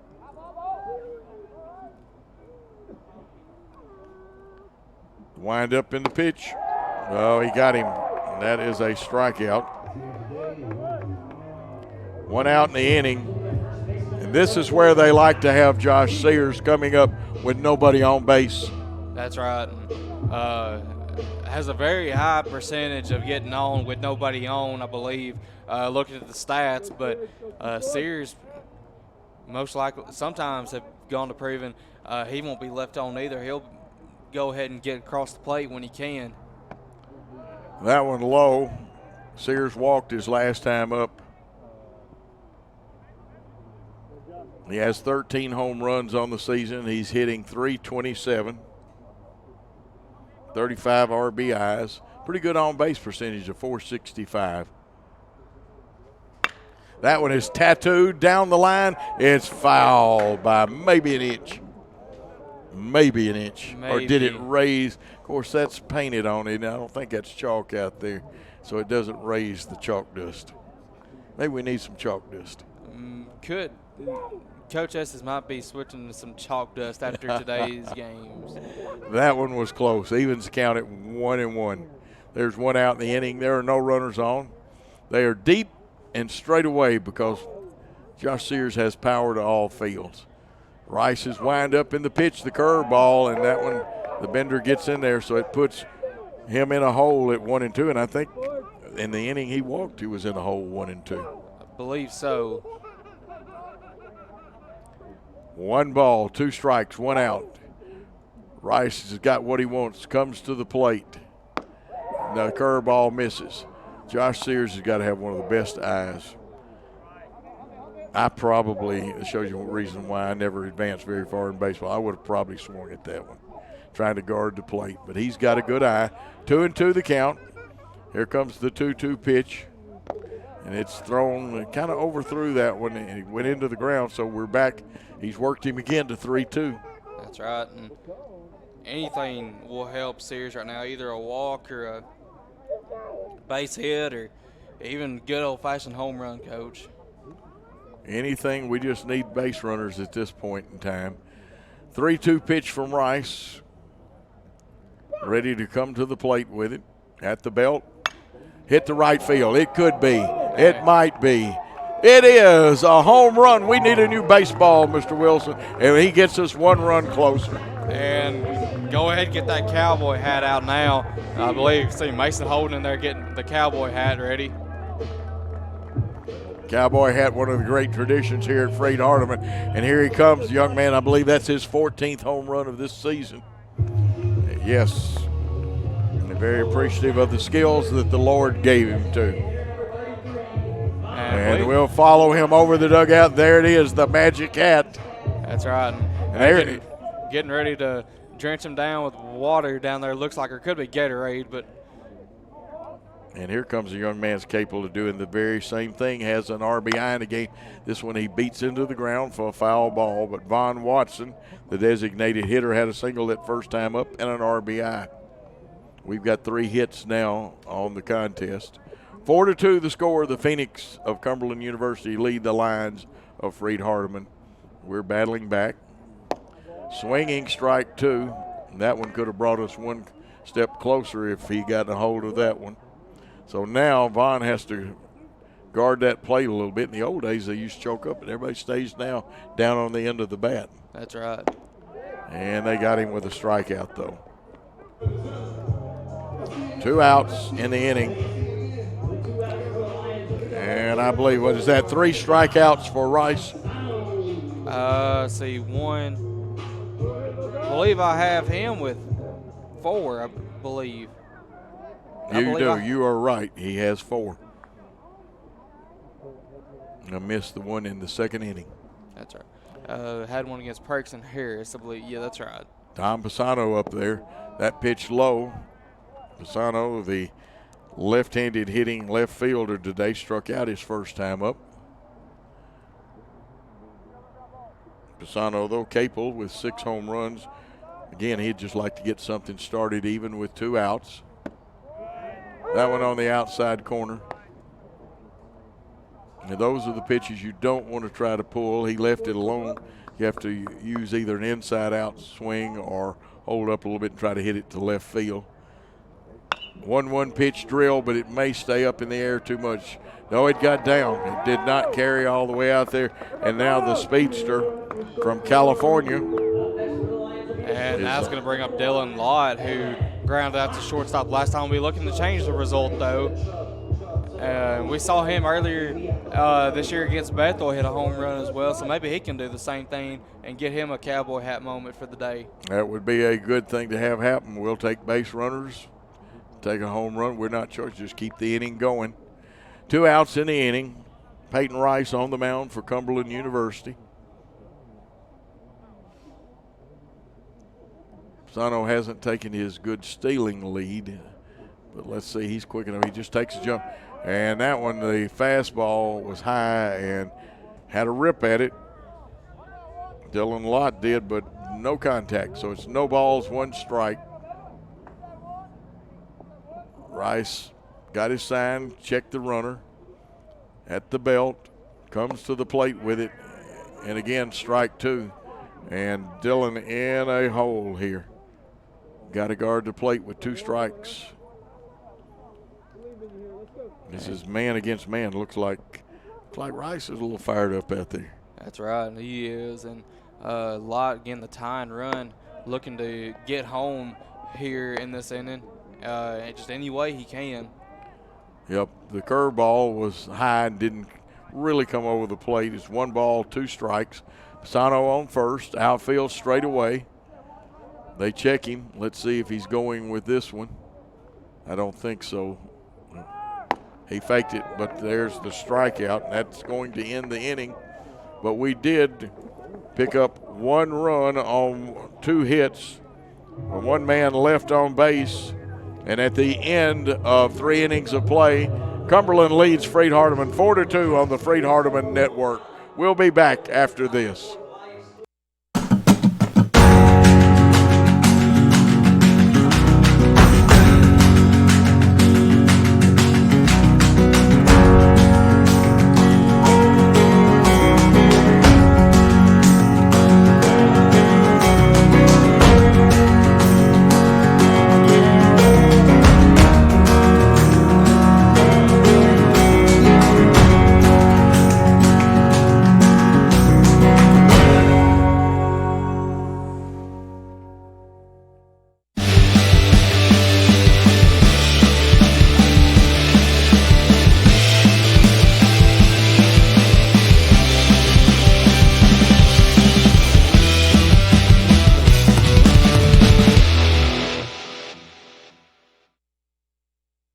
And we are back here. Michael Mulnix, Coach Joe Holloway. Michael, I would have loved to have known what the extended conversation was between our assistant coach and the umpire then. It looked nice. It did look nice. I believe just joking around, maybe trying to work the umpire a little bit. But overall, I believe just a friendly conversation. Hopefully so. And Alex Huey comes back out for his 4th inning of work. And, of course, they will lead off with the man that led off last inning as they batted around, Andrew Martinez, who struck out his first time up. He hits left-handed.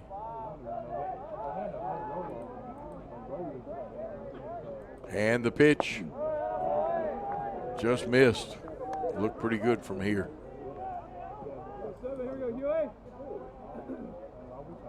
And believe still no one in the bullpen for either team. Doesn't look like they started any activity out there at least. No, they haven't. And that may be his 60th home run, Josh Sears' 60th. It hasn't been updated on career stats, but he came into this game, I believe, with 59, didn't he? Believe so. See, that would be 60. Here's one drill to right field. It gets down, so a base hit. And after handling them so well through 2 2/3 innings, they have managed to get 2. Huey. Nolan Gazowski, the designated hitter, is up there now. Runner on first and no outs.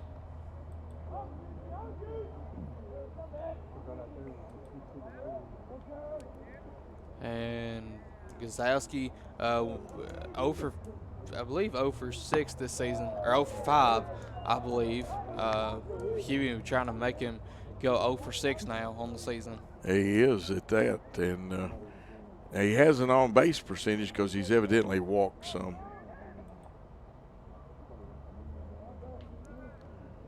The 0-1 pitch as Huey checks the runner at first.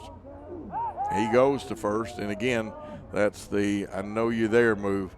He's got a quicker, better move than that one that we've seen him pick people off, trying to keep the runner close. Because from the dugout, Coach Hunt may have signaled a little hit and run then. They're going to go back to first. Outfield straight away, even for this left-handed hitter. Gazowski up there. On base percentage of .444 though.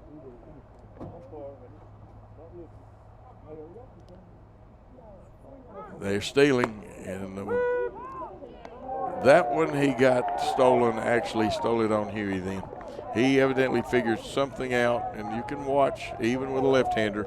And so a stolen base, and that puts a runner in scoring position with no outs.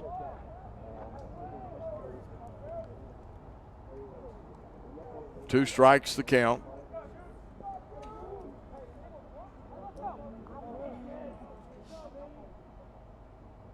Here he comes to the plate. This one fouled off. And that went right through the net right there. A fan called it. But I don't believe that's going to be an out.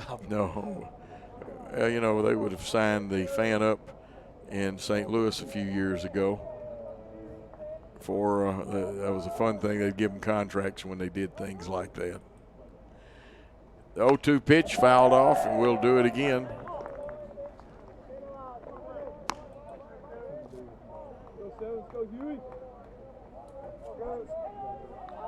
And Huey has got him in the hole right here, 0-2. Needs to keep him in that hole, too. That's right. 14, that's his 15th stolen base for Martinez down at second. That's truly remarkable, especially here in the NAIA. That one just outside, a tempting pitch. Bo got outside to block it because it was one that looked good and it really moved outside. So it's 1-2, that runner on second. Bo Simpson doing a good job. You see him go through a series of signs with a runner on second. See Lott holding him on. Also, he'll loosen up to his position. Drilled for a base hit. Let's see if they're going to wave the runner in. The throw to the plate is going to have to be cut off, and they get a run back. And that was a solid base hit to right field. That's right. Not what Freed-Hardeman really needed right there, especially considering they did get a run back a minute ago, but Cumberland was able to gain it back. Now we've allowed them to increase that to a 3-run lead. Nathan Vaughn, the shortstop up there.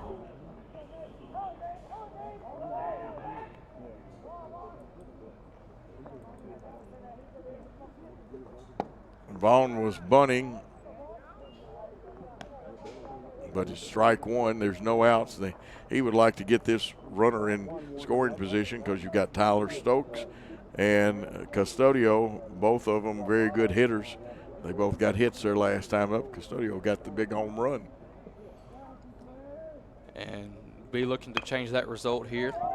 Harris all over it, picked it up, dropped it. Will he get the guy at first? No, it will throw off base a little bit. And with him fielding it, there's nobody covering third base.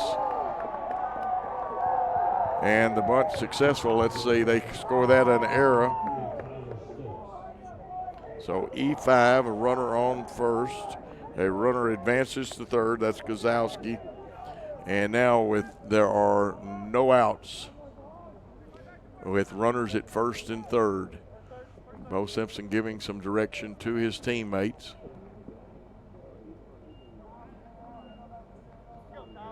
And this is a very important series because you don't want to, even though we're in second place right now, you want to win every ball game.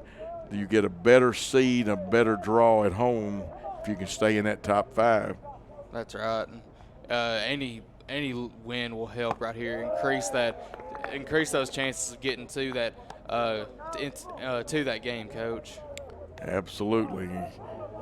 And when you drop one, especially at home, because remember, we have to go on the road to Martin Methodist. Not an easy place to play in Pulaski, Tennessee. 1 ball, no strike pitch. Fouled off. It'll be out of play. And I'll tell you, all the cars are safe from that one. Didn't quite get that far. And I believe I parked right beside you today. Yeah, you're very safe where you are. Now, one gets there, it would have been a home run in a normal ballpark. Of course, it's in foul territory, but it would have been about 500 feet, maybe more. 2-1 the count. Huey falls behind with no outs in the inning, runners at first and third. You'd love to have the strikeout or the double play right here. Double play, though, one will probably score. Here's the pitch, hit on the ground. Let's see, they'll go for the 2. They get 1, nope, they get nothing out of it. Now, errors are killing us now.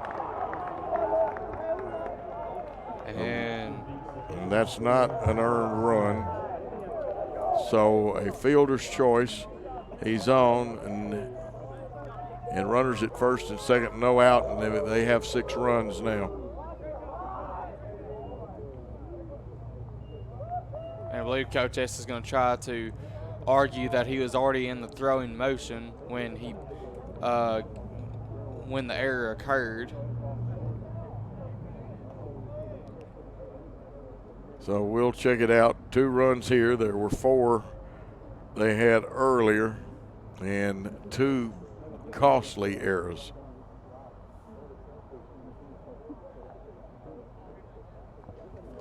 And normally we are a very good fielding team. Don't know that you'll win this one, but it might help you win one down the line.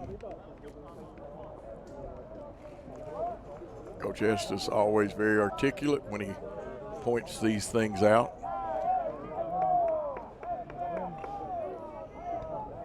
Handles them in a proper manner, and like I said, sometimes you can get one down the line. Now, we need the double play just to get a couple of outs. They have runners at first and second. We trail 6-2. There's a swinging strike.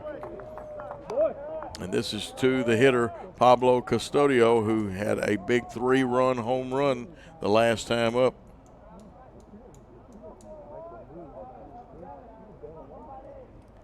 Oh, 1 pitch, hit up in the air. Long way, back, it's deep.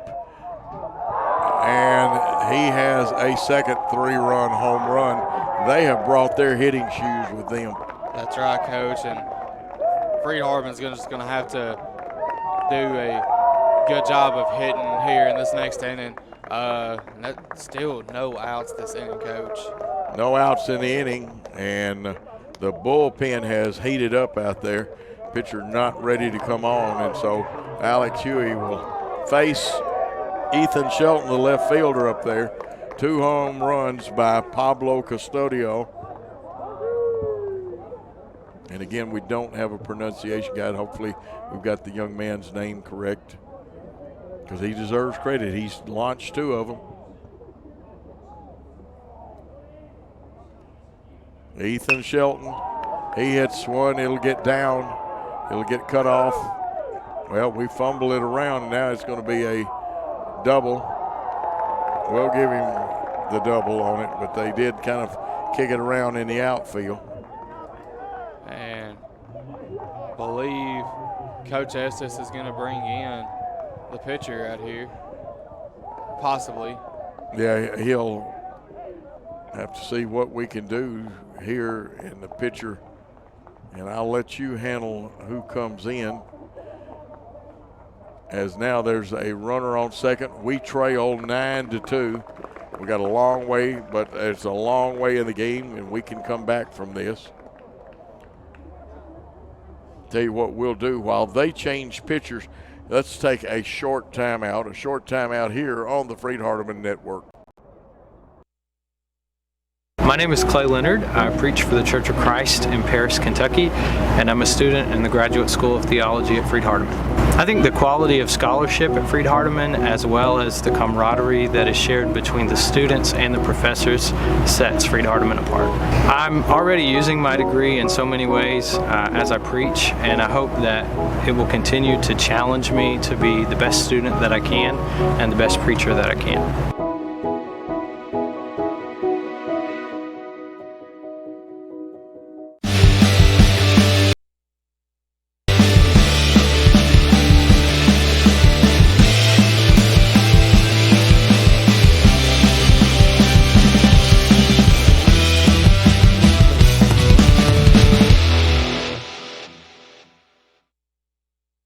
And we are back, and we'll turn it over to Michael Mullenix for the new pitcher. And the new pitcher for Freed-Hardeman is going to be Rob Patterson. Rob this season has appeared in 9 games with a 5.73 ERA over 11 innings pitched. Trying to get all the stats on him real quick. Has held his opponent's batting average to 238. And is only trying to find the walks right here on the DAC stats page. And Rob this season has walked 12 batters, so not bad for Rob Patterson. We did see him one game at home this season. I believe that might have been against Pikeville. Came in for relief in that game. So we'll try to see what Rob will come at Cumberland with, being down 9-2. Got to do something right here as far as pitching goes, and you have no outs as well. A tough spot to come in with a runner on second. That runner, the responsibility of Huey. Huey, he had some pitches get up, gave up a couple of home runs, but 2 errors didn't help either, and we've not made some plays that we normally make. That's right. It's just been an off day, as you would say, for Freed-Hardeman. And let's check the hitter. It's Tyler Jones, the first baseman. He hits 4th in this lineup. This one he pops up. Let's see who takes charge. Right fielder comes on. Perks has got it, so 1 out in the inning. And Jose Vera, who has a single and 2 trips. He's 1 for 2. He plays third base. He'll be up there hitting right-handed. Only 1 out in the inning. There is a runner at second. That's Ethan Shelton.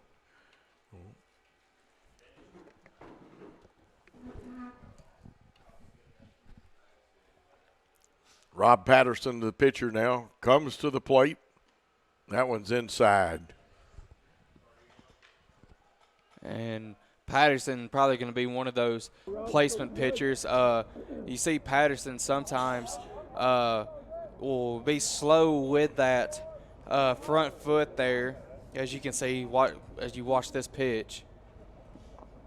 And he lines one, and we miss that one, and he'll get a single at it. I think that, I don't know, that's tough. We may have to call an error. We're going to give it a single. Very good. I was debating on that one. That one was tattooed, though. Definitely a good hit right there. By lost track of who that was. That was Jose Vera with it. Vera. Josh Okay. Morgan, the hitter now, and they have batted, well, it will after this hitter.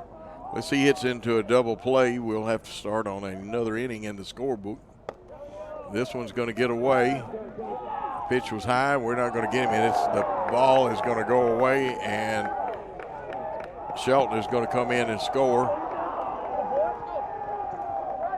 And the runner goes into third.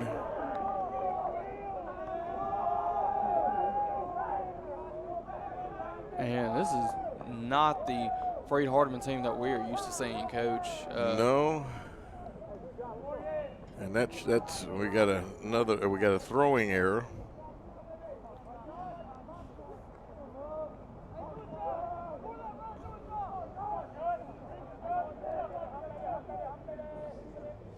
See what Patterson does right here. Popped up with 1 out. Let's see who's going to. Sears going to take charge and get it. Got that one in foul territory. And that brings up Anthony Martinez, who got all this started with a single.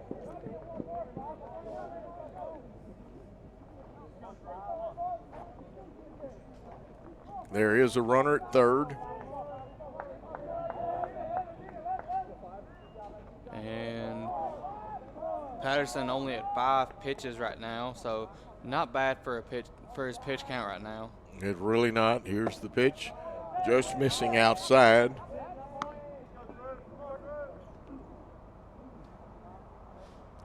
(10-2) the score. The Phoenix lead this contest.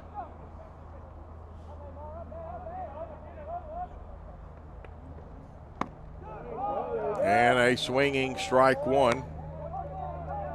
We're still in the fourth.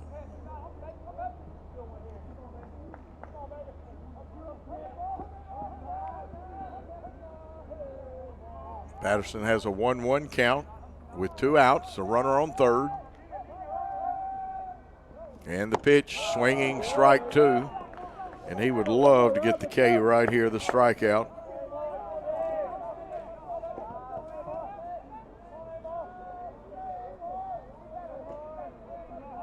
Andrew Martinez hitting over 300 for the Phoenix. Has a 1-ball, 2-strike count. Patterson's got his sign, comes to the plate. The curveball stays outside. And just 1 runner short of a deuces wild right here, Coach. Yep, 1 runner, but we got 2 balls, 2 strikes, 2 outs. The runner's on third. Everybody playing straight away and at normal depth. Patterson, who pitches out of the stretch, comes to the plate, and it's ball 3. So 3 balls, 2 strikes, 2 outs. Doesn't want to lose this one here. Gazowski, who had a single his last time up, will be up if Martinez gets on. So the 3-2 pitch on the way, and it's ball 4. That puts runners at first and third, and as aggressively as they run at Cumberland, I got a feeling on the second pitch at least, if not the first, they will be running. Then again, they may not want to take the bat out of Nolan Gazowski's hand, although he just got his first hit of the year the last time up. That's right, and was able to cross home plate 2 times today as well. Here's the pitch, swinging strike 1. So no ball, 1 strike count with 2 runners on. Let's see if he is running. Now, Bo's got a very strong arm, although that 1 throw did get away down there at third base. Patterson checks the runner. He's going. It's a foul tip, and he'll have to come back. So on the foul tip, that's the only thing that usually if they don't run on the first pitch in that first and third situation, they're running on the second pitch. That's right. And he did. Let's see, the first base coach steps up and talks to him. They go through a whole new series of signs at third. So 0-2 pitch with 2 outs. See if the runner is going at first. He is. And that's strike 3. So a strikeout ends that inning, but they came up with 6 big runs, and now Cumberland University Phoenix lead 10-2 over the Freed-Hardeman Lions. Let's take a timeout on the Freed-Hardeman Network. The reason why I pursue my BSN in nursing is because I wanted to give back to the community. I wanted to take back, I wanted to give care to all the patients that I had taken care of previously in the past. I wanted to gain more experience in education. Freed-Hardeman is local here in Dixon, Tennessee. I noticed that they had a 100% pass rate for the past 3 years, and I knew that Freed-Hardeman would be a great fit for me.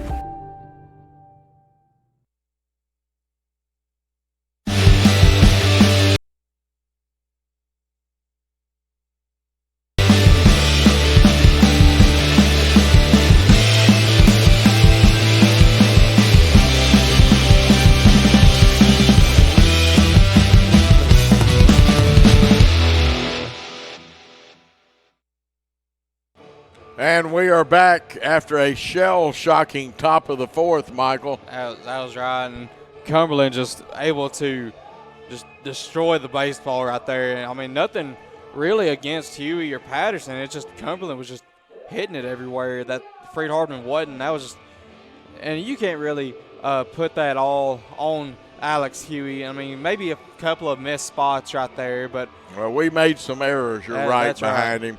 They got 5 hits. They picked up 6 runs and now lead 10-2.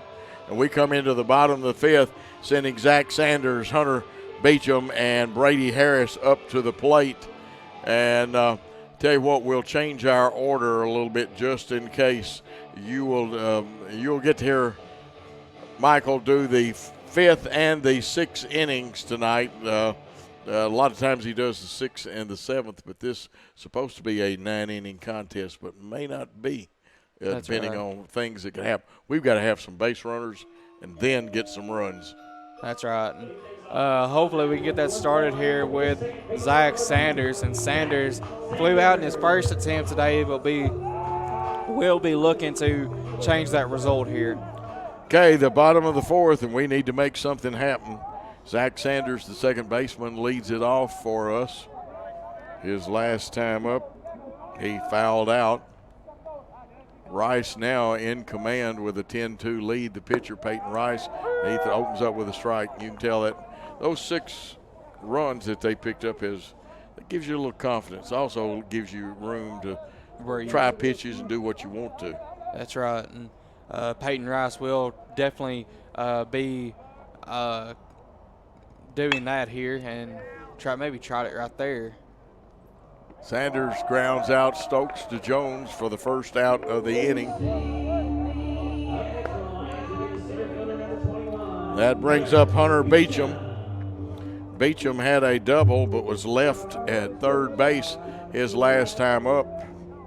And then he'll be followed by Brady Harris. And Beecham in the last series against Bethel was able to knock one over the fence. Maybe he can do the same thing right here. But like we said, base hits are key right here. Well, we need a lot of runs now, and we got to have base runners to get those runs. 1 ball, no strike count with 1 out to Hunter Beecham. And he takes that one. That evens the count at 1. Of course, his parents are Shane Beecham and April Woods. His hometown's from Lexington, but he played out at Scotts Hill. His coach was Carl Harkin. And, of course, he loves the St. Louis Cardinals. Here's the 1-1 pitch. That one is one of those, 57, 58-foot balls that hits the ground and bounces. That's right. 2 balls, 1 strike. Peyton Rice on the mound and doing quite well right now. His teammates have provided him a lot of support. There's 1 out in the inning. Peyton Rice, 2-1 pitch on the way, and it's going to be low for a ball. I think the umpire's going to help the catcher out, and that helps. I think that one might have kind of clipped the catcher a little bit. And even with all the protective equipment you got, and this is smart umpiring. Walk the ball out to the pitcher. You're not fussing at him. You're just trying to be helpful. You're buying the catcher a little time to shake it off. And like I said, even with the protective equipment, it can still hurt when it hits. That's right. And hopefully Custodio is okay. Yes. I think he'll shake it off. It's having caught a little bit, not the greatest feeling in the world. It does wear off. And umpire checking it. This gentleman has done a good job of taking care of players, buying the catcher some time, and he's done what he's supposed to do. But that puts Hunter Beecham back in there with a 3-1 count. 1 out. Rice will want to throw a strike right here. And that's outside, though. He didn't get the strike, and Beecham, who had the double already, has walked. Gives us a runner at first base. Brady Harris, who struck out his first time and had to be thrown out when the catcher didn't hold the ball. That's right. Is going to first. Hopefully Harris can change that result right here and hopefully get a base hit right here and advance Beecham. There's one. Will it get through? The second baseman catches the throw from the shortstop, and they force the runner. 2 outs in the inning. Harris on by fielder's choice. That brings up Riley Perks, who walked in the first, struck out in the second. And he wants to keep this going. And we'll see what Perks can do right here. Has been a pretty amazing contact hitter here for the Lions in his inaugural season here with Freed-Hardeman, but has had a sort of slow start today with a strikeout and was able to walk in his first bat. Yes. Here's the pitch. It gets away, but not far enough away that the runner is willing to take a chance on it, Brady Harris. Catcher we've seen has a pretty fair arm. And again, that great center field shot from Worthy Road Studios. Look in, and they're checking. They signal the pitch is in by the number, and the catcher looks at his armband, then gives a sign to the pitcher. 1 ball, no strike count, 2 outs. That one is a strike right on that outside corner. Good pitch by Rice. Thought Rob Patterson came on for us and did a good job in the top of the inning. That's right, and Rob, just an overall great guy. If you've ever met Rob, is always around with the student life part of things, always at intramural games, hyping people up. Just overall great guy is Rob Patterson. Riley Perks with a stringing strike 2, and that's what I hear, but you know him well, and he's a fun young man to have on the team.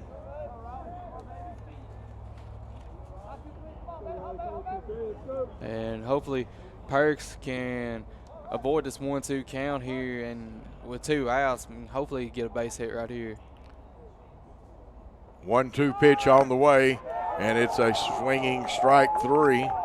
So that ends the inning. We had no hits, 1 runner left. There was a walk, and at the end of 4 innings of play, you've got a 10-2 score on the Freed-Hardeman Sports Network with Cumberland leading. Let's take a timeout. The reason I chose Freed-Hardeman is because I'm a mother of 2, and I live here locally here in Dixon, and 2 years ago I decided that I wanted to be a nurse. So Freed-Hardeman had just opened up, and I was ready for the opportunity and jumped on it, and I knew I needed to stay home, still be a mom, and yet I wanted to pursue my dream as being a nurse.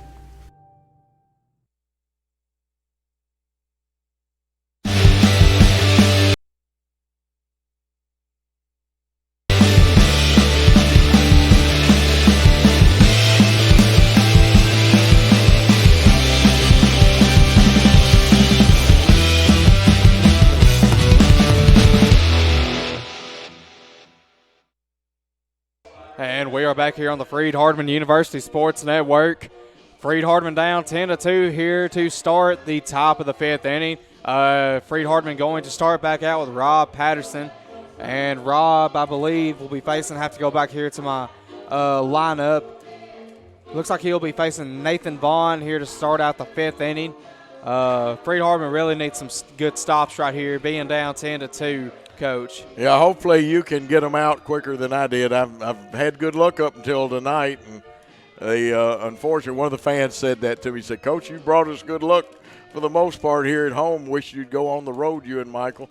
Well, we don't get a chance. Michael has to go to class, and I still have a little Jackson Christian work to do too. But here's Michael Molnix, and maybe he can get them out and then get us some runs. That's right, and like we said, this is going to be Nathan Vaughn. Vaughn today has not had a base hit. He's reached once on an error, and that was in the last inning. Was able to score and has flew out to the second baseman once as well.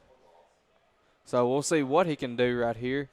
I believe there might have been some defensive switches out there. I believe that's a new second baseman out there. First pitch will be a strike to the batter Vaughn. An 0-1 count here to start out. We'll try to get some numbers here in a minute. Of course, Rob Patterson's parents are Bob and Sherry Patterson from Cross Plains, Tennessee. Cross Plains, Tennessee. So had to be East Robertson High School. I remember. Has to be. Now, his coach was Derek Wicks. Now, I'm not sure if Derek is the guy. I'm thinking about used to. There was Wicks that coached at Portland. I think this is his brother, though. Yeah, that it's around the same area, I believe. Yeah. Up there Portland's near just up Nashville. the road. And here's the pitch from Patterson, and gets him swinging there, strike three. We're off to a good start here, Coach. Told you, hey, man, you bringing in the number one relief man right here. Get them out and then get us some runs. That's right. And that'll be one out here, and that's going to bring up number 3, Tyler Stokes, who has been known this season to be a power hitter with 17 home runs. You know, an interesting fact, and you got to appreciate this young man. Rob Patterson's had Tommy John surgery. I believe I remember hearing that. I believe he might have had it after high school or something. One of his favorite sports memories after that pitch was a ball is his comeback. He says, my first varsity inning back from Tommy John surgery. That is a great memory for anybody that comes back from Tommy John surgery. But tonight, that's a great memory for Rob Patterson. Here's the pitch, and almost got in there, but going to be called for ball number 2, 2-0 count with 1 out here in the top of the 5th inning. Can I say interesting call? Interesting call. I believe you can, Coach. And the pitch to Stokes, and he gets him on his knees in the dirt swinging. He sure did a good job. Of course, Stokes, you know the story on him, 322, 39 RBI, 17 home runs, but Custodio, the next hitter, is the one that's done the damage. And that's right. And Custodio, 6 RBIs on the day, and that pitch outside for ball 3, and that's going to give the advantage here to Stokes with a 3-1 count. See what the third base coach signals him, or Coach Hunt from the dugout. I believe last time we were here, Coach Hunt was the third base coach, at least when I did that tour here for Freed-Hardeman. Yeah, he's staying in the dugout more now. Swinging, strike 2. I heard a fan say to the umpire, don't squeeze my pitcher. Meaning don't squeeze the plate down. I thought there were 2 good pitches in this at bat that could have easily been strikes. But the umpire sees it better than we do. Michael? That's right. And full count with 1 out. Here it comes the pitch from Patterson. And just in the dirt for ball number 4. And Stokes will go to first base here.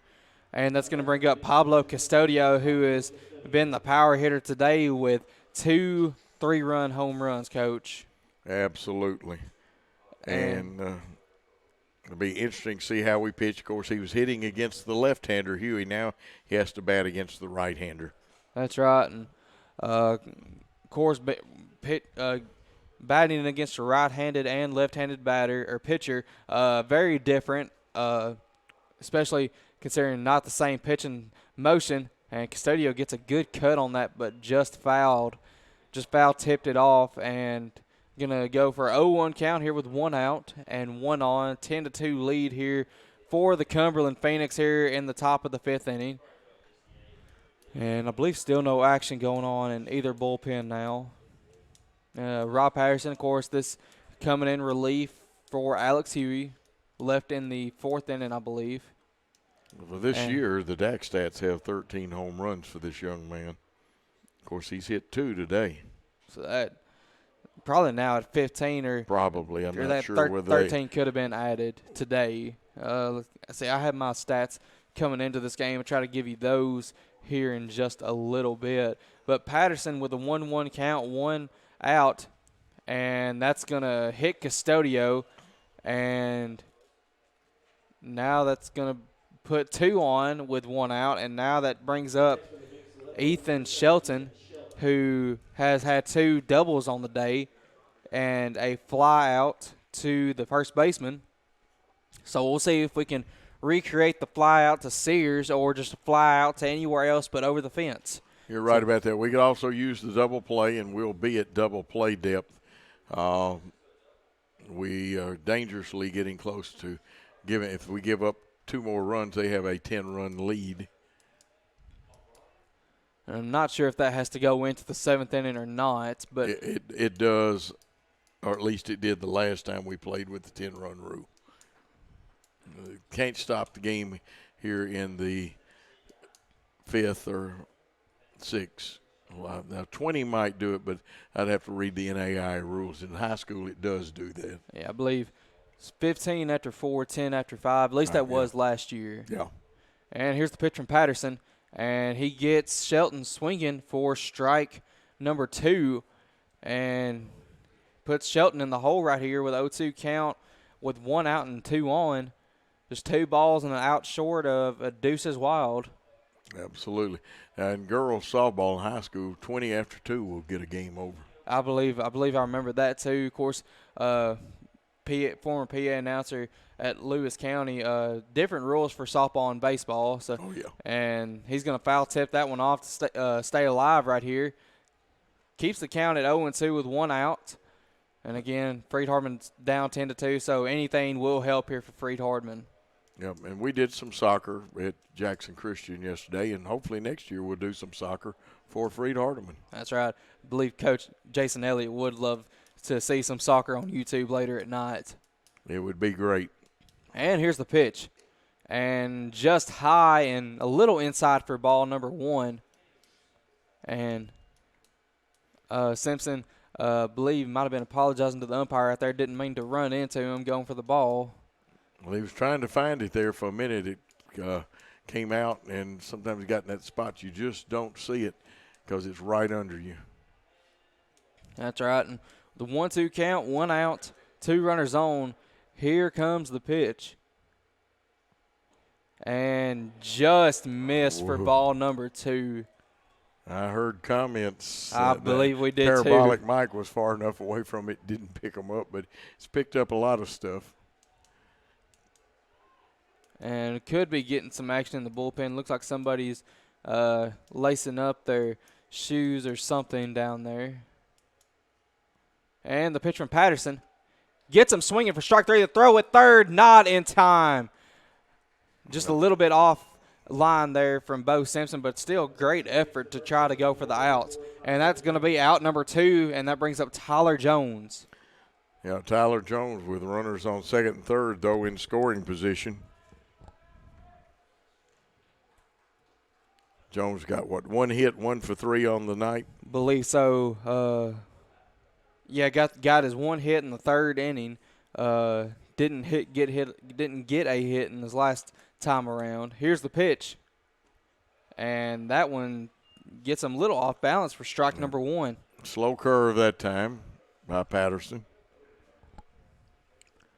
And after Jones will be Vera, and Vera's had a pretty decent day at the plate. Patterson from the stretch. Here's the pitch. And got him off balance again for strike number 2. It's almost like Patterson's got Jones's number or something. Well, he has on those first 2. Now the hitter will have to tighten up and guard the plate himself. See if Rob Patterson wastes one or goes right after him. And we'll find out right here at the pitch. And just missed. Trying to get him to go for it. Good idea by Patterson, but not good enough apparently. Goes for ball number 1. And looks like outfield playing normal depth. So is the infield. Third base and first base behind the bags. Here's the pitch. And he gets him swinging again for strike number 3, and that's going to end the top of the 5th inning here with your score, Cumberland 10, Freed-Hardeman 2. We're going to take a break, and we'll be right back here on the Freed-Hardeman University Sports Network. The reason I chose Freed-Hardeman was I came for orientation, and I felt welcomed and loved, and I've toured many nursing programs, and this was different. This one was something different to me, and it's been amazing, and I really enjoyed it, and it's something I'll always remember, and this is family to me. I also chose Freed-Hardeman because of the 100% pass rate at Dixon. They've had a 100% pass rate for the last 3 years, and that finalized my decision to come to Freed-Hardeman.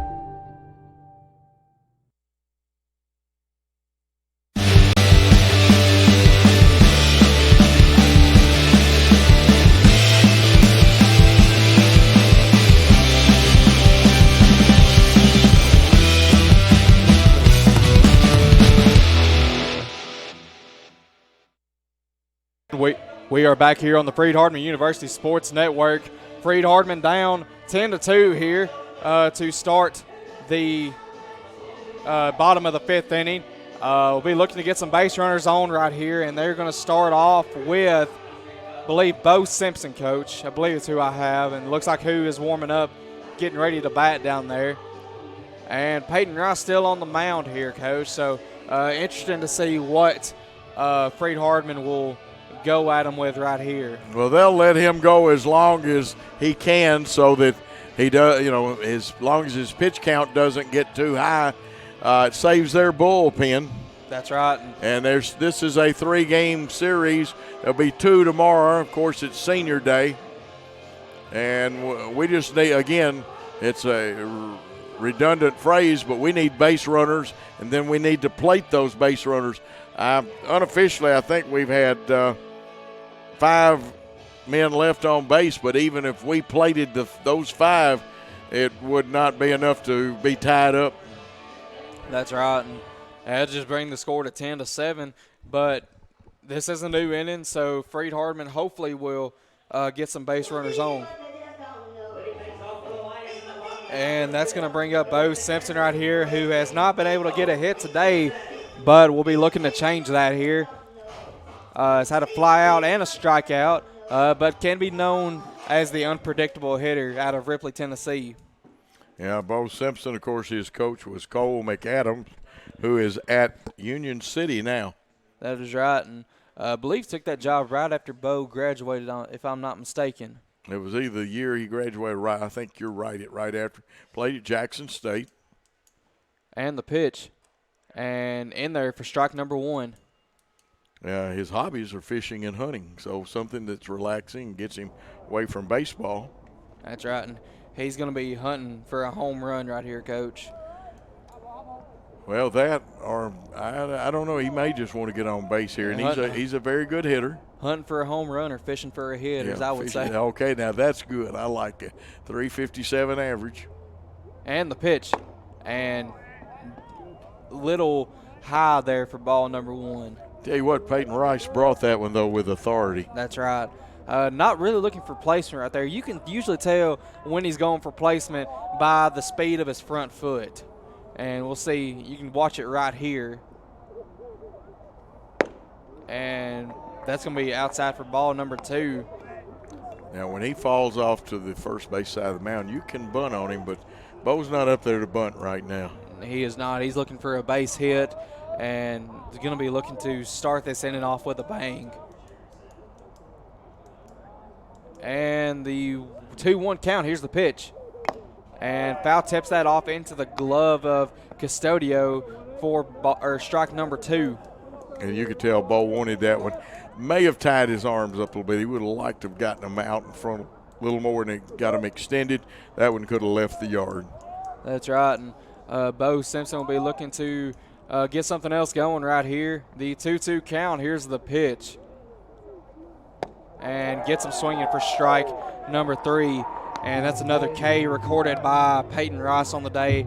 And now that's going to bring up Josh Sears, who Rice has not been able to stop today. He's only got him for a walk and a single, but has been able to cross the plate once today. One of the 2 runs on a home run in the 3rd inning. This will be a tough at-bat for Sears because he doesn't have to give Josh anything to hit right here. If he walks him, it's of no consequence. That's right. And hopefully Sears can get something going right here.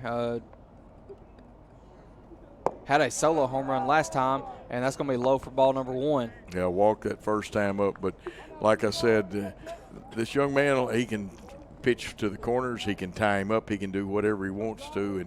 But Josh's not going to get a good pitch unless he makes a mistake. That's right. And here's the 1-0 pitch. And Sears gets a hold of that one to the 3rd base line and to the tarp over there for a foul ball. So that's going to be a 1-1 count here for Sears here in the bottom of the 5th inning. Down 10-2 with 1 out here. You got the outfield deep, almost near the fences. And here comes the pitch from Rice. And Sears gets one to the shortstop, and that goes right through his glove. into the left field, and Sears is going to get call that a single, I guess. No, it's got to be E6 on that one. The shortstop should have made the play. And now that brings up Vaughn Watson, looking to get something going for him right here. And Vaughn has been a good hitter this season as well. Actually, I believe he was one of our interviews for that Bethel series, so you can go back and watch that on YouTube later tonight after the conclusion of these games. And that one's going to be fouled off by Watson over the fence, but just the wrong one. You're right, and he's a very articulate young man, has a definite plan for his life, and has enjoyed his time at Freed-Hardeman. And like we've been saying, as a former Division I player from Lipscomb University out of Nashville. So see what the Lipscomb transfer can do. And that's going to be high for ball number 1. I believe he's from Camp Potts, Mississippi. Not sure how far that is from the Potts Camp. Potts Camp. Yeah. And you'll get a little mixed up sometimes. It's not but about an hour's drive from here, if it's that much. I knew it was near the Mississippi-Tennessee border line, but of course, not being familiar with the state of Mississippi, had to figure some stuff out geographically or whatever. Yeah. Wasn't good at my pronunciations in high school either. That's okay. You just get us some runs and we'll love you again. With a 1-2 count here on Vaughn Watson with 1 out. He's got Sears on first. Here comes the pitch from Rice in his motion. And, Watson had to back up from that one. And that's going to be a 2-2 count now. Of course, his coaches in high school were Jim Doolin and Brian Stewart. His parents are Lee and Elaine Watson, who I'm sure will be here for senior day tomorrow. That's right. And I believe I might have saw them over there earlier, but I'm not exactly sure. Rice in motion. Here's the pitch. And Watson had to back out of that one again for ball number 3. Trying to go inside to Watson, which is smart. Just a little bit too inside there sometimes. Yeah. Don't let him get his hands extended. That's right. He can be deadly when he does. And Watson with a full count here. Here's Rice in motion. And the pitch. And he gets him on that one. That hurt right there. That hit in a bad spot. Looks like it even got part of his chin. I believe that's what he was holding right there. And I believe Coach S is going to check on him. And looks like he might be okay. He's running. Yeah. It's not the first time Vaughn has been hit in a game that we've done. That is right. And Coach S is walking to the first base, checking on Watson. And so is our trainer today. I'm not sure. Can't remember what our trainer's name. I know his first name is Cody. Trying to get with Jeremy real quick. Cody Fletcher is our trainer today. Of course, Vaughn Watson, pretty tough customer, played football and basketball and was drafted in high school in his senior year, right out of high school. And now here comes the pitching coach for Cumberland out to talk to Peyton Rice. Very interesting. And still no action, looks like, going on in the bullpen. But now that's going to bring up Dom Pisano. And Pisano has been quiet today. Or, well, he did have a hit in his last at bat. He's got a strikeout and a single. So we'll be looking to get on base here and load the bases for Dylan Lott. Or possibly even get Sears and Watson home, as capable of doing that as well. Tell you something fun about Dominic Pisano, and that's his full name. He goes by Dom. He's been snowboarding every year on winter break since he was 8 years old. He's now 23. I guess you can't really do that in some parts in California, or if any part in California, I'm not sure. Oh, you got mountains out there. Oh, you do have mountains. Especially in the northern half of California. And Dom will be looking to get another hit on Peyton Rice. Has been one of the 4 hits recorded today by Pisano. And I believe he's already gotten his Bachelor of Arts degree. I believe he has, and that one's going to be ball one outside. And that's going to bring the count to 0-1 here to start out. And try to update my book right here. And do have 2 on with 1 out. And 10-2 lead here for Cumberland out of Lebanon, Tennessee. Rice from the stretch and gets Pisano swinging. Big cut taken there for a 1-1 count on Pisano. And Rice already at 92 pitches, Coach.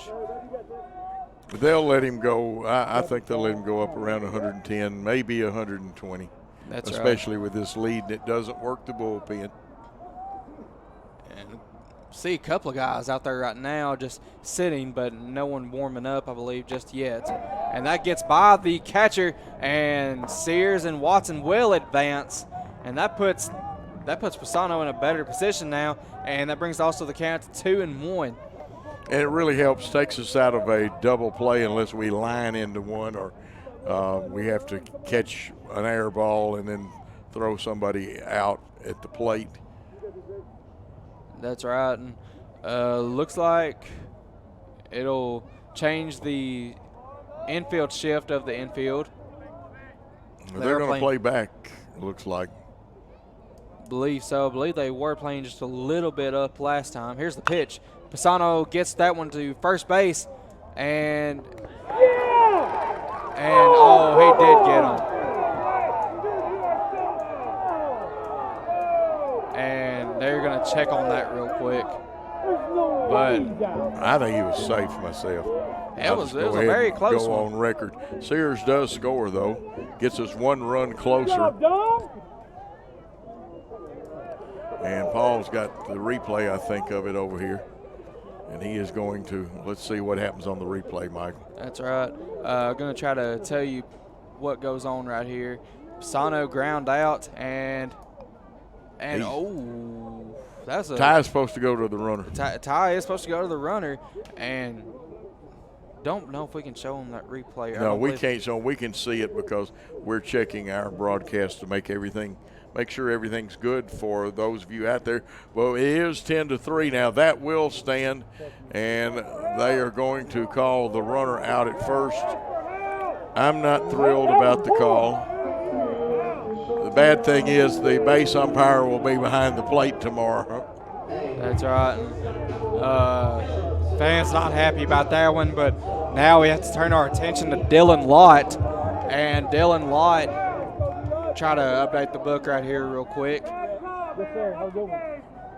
And I don't think the fans are too happy either. Don't believe they are. And Dylan Lott, here's the pitch from Rice. And that one gets by him. Watson, I believe, is going to get home. And he will.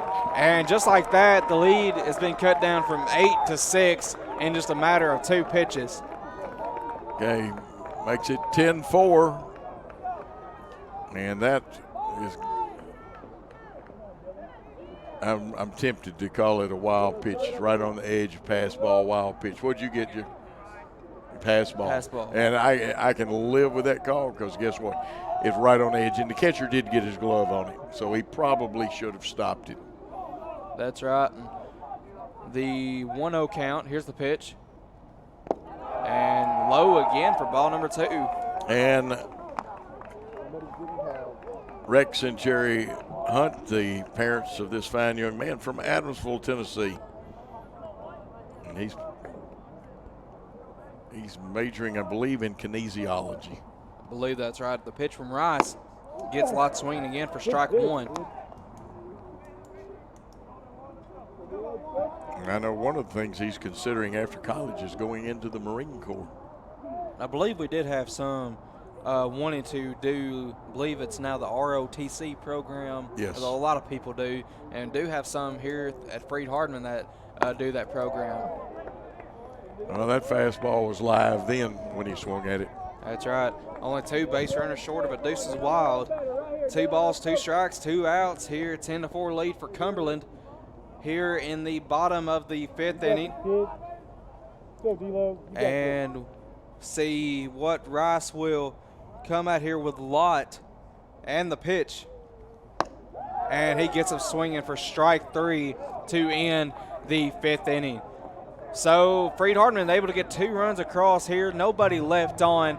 Brings your score Cumberland 10, Freed-Hardeman 4, bottom of the 5th inning. We'll be right back here on the Freed-Hardeman University Sports Network. Chase Animal Hospital is a full-service veterinary hospital which performs well and sick patient exams, hospitalization, surgery, boarding, doggy daycare, and grooming. We are located in Huntsville, Alabama, the Rocket City. We can take care of all dogs and cats as well as some livestock animals. Our current veterinarians on staff are Kevin Crabb, Zach Knight, Elizabeth Harville, and Wesley Clendenin. Visit our website at chaseanimalhospital.com or check us out on Facebook. We look forward to taking care of all your pet's needs.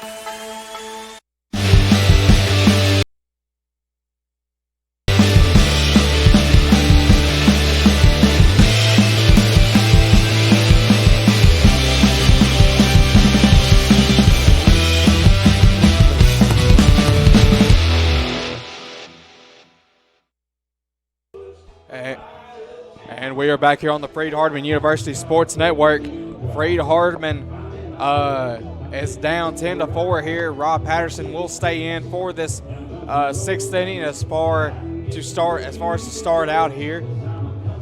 And not sure who Cumberland. I believe Cumberland's going to come up with Jose Vera, and we got Mr. Ray Pack here right behind us now. I believe he just got done doing softball, I believe. And I'll try to get some updates here on that in just a minute. And Dalton Langford's in at second base. Dalton Langford switched out with Zach Sanders, I believe, at second. I believe if that's not him, no, that's still Brady Harris at third base. Still Brady at third, and Lott still playing shortstop. That is right, and this will be Jose Vera. And Vera, in his last at-bat, was able to get a single and was left on third. Here's the pitch, and he lines that one up the middle to center field, and it's going to be grounded up there by Beecham. And just like that, Cumberland's already got 1 runner on here, Coach. Yeah, I got one of those slugfests going again. And we didn't fare well in that first slugfest at Lindsey Wilson. Came back and kind of tattooed them on the final day of the road trip up there. But we don't need to get in that battle. We need to hold them here, get some runs back, and get back in this ball game. That's right. And Rob Patterson going to go for the stretch again. And in his motion, here's the pitch. Just outside for ball number 1. And with a 1-0 count, he's got 1 runner on here, 10-4 in the top of the 6th inning. Looks like first base Josh Shears will be holding at the first base bag with everybody else in their normal depth position. And Patterson, here's the pitch. And just a little bit low for ball number 2. Interesting call. And I'm going to give Ray my headset for a minute, and then in between pitches we'll get a report from the softball game. That's right. And try to get that headset on for you here real quick. And here's the pitch from Patterson, and high for ball number 3. Well, what have you got for us, Mr. Ray? Well, I'll give you a recap of game 1 first. It was a pitcher's duel. Freed-Hardeman ended up winning 1-0. Both teams had 4 hits, leaving 4 runners on base. It was in the bottom of the 5th. Annalise Jarnigan drew a walk, and then Allie Mitchell. And nice pitch there for Patterson, strike number 1. Allie Mitchell drove a ball to deep right center field with a triple, so that was the game-winning RBI in game number 1. And I'll give you game number 2 after this pitch. And great job there by the softball team. And here the pitch from Patterson. And just inside for ball number 4. And that's going to put 2 runners on here early in this inning. And Morgan Crawford picks up the win in game number 1. She had 8 strikeouts in that game. In game number 2, Cumberland had 1 run, 4 hits. They left 5 runners on.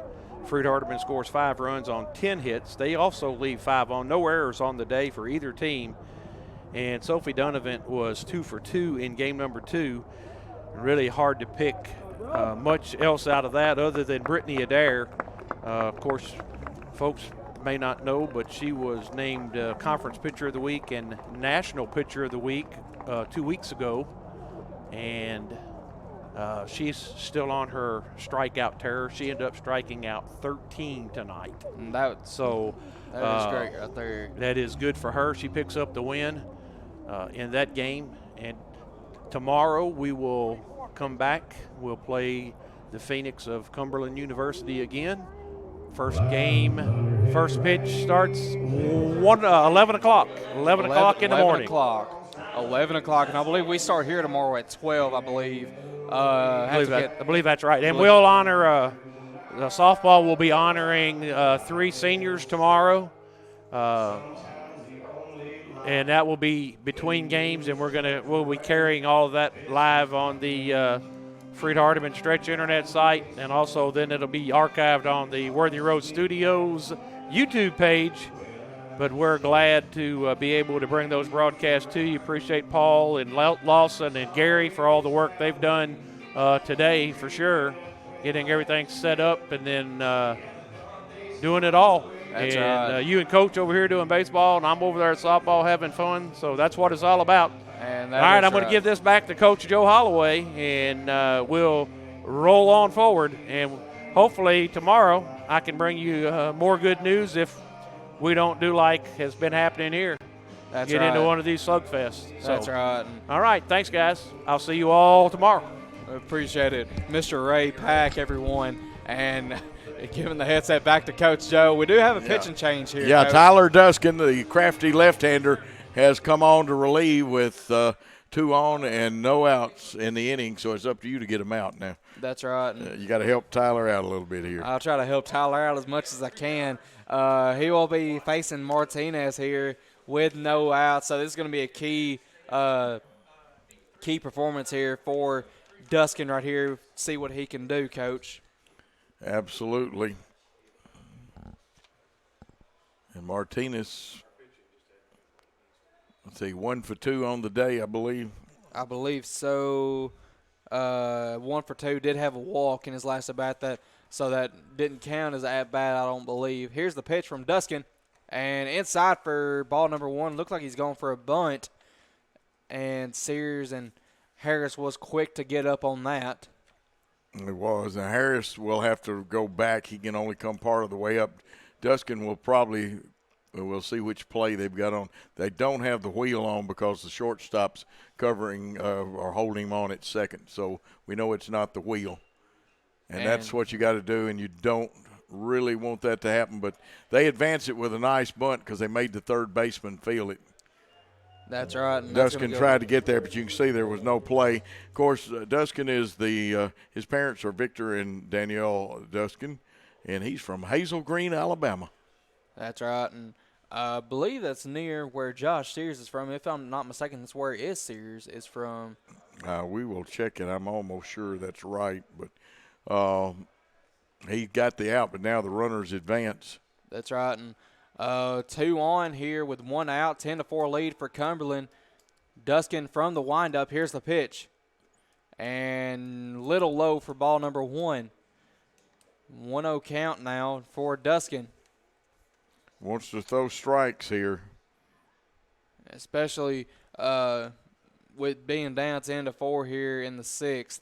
Not a lot of innings here left for you to get some big hits. Well, Sears actually went to Grissom High in Huntsville, Alabama. Huntsville, okay. We get Huntsville, Hazel Green, starting with the letter H, so sometimes you get them mixed up. But with I believe Duskin, after he came in, no one is in the bullpen warming up for Freed-Hardeman. I don't see anybody in the Cumberland bullpen either. No, you don't see anybody there. Kozowski up there has singled, struck out, and walked in this contest. That's right, and that one's going to be called for ball number 2. I believe it's a little bit high there. And it's going to be a 2-0 count now to start out for Kozowski. And here's the pitch from Duskin. And he gets a hold of that one to the first base. And Sears is just going to have to tap the bag for out number 2. And that's going to score a run, though, unfortunately. That will get Jose Vera to home plate. And that'll advance Josh Morgan to third base. And Gazowski will get recorded with the out. And now that brings up Nathan Vaughn. So we'll see what Duskin will do here against Vaughn. Now with 2 outs. 11-4 lead now. Here's the pitch. And that was a nice off-speed, I believe it might have been a curveball or a cutter. It didn't quite come back in where he wanted it to. Wasn't a bad pitch, though. That's really right. wasn't. And 1-0 count, and I believe that's right where he wanted it, Coach. That looks good. Now, Tyler wants to teach and coach baseball when he's through here at Freed-Hardeman. That's right. I believe he might be one of our older players on this team, if I'm not mistaken. And couldn't get that one to come in, unfortunately, if that's going to be ball number 2. I'm not sure about that, but I know one thing. Maybe I should. This is a fun fact that he put down. He hasn't had a haircut in almost 2 years. And the locks are flowing out there. That is right. And here's the pitch. And he gets him swinging on that one inside for strike number 2.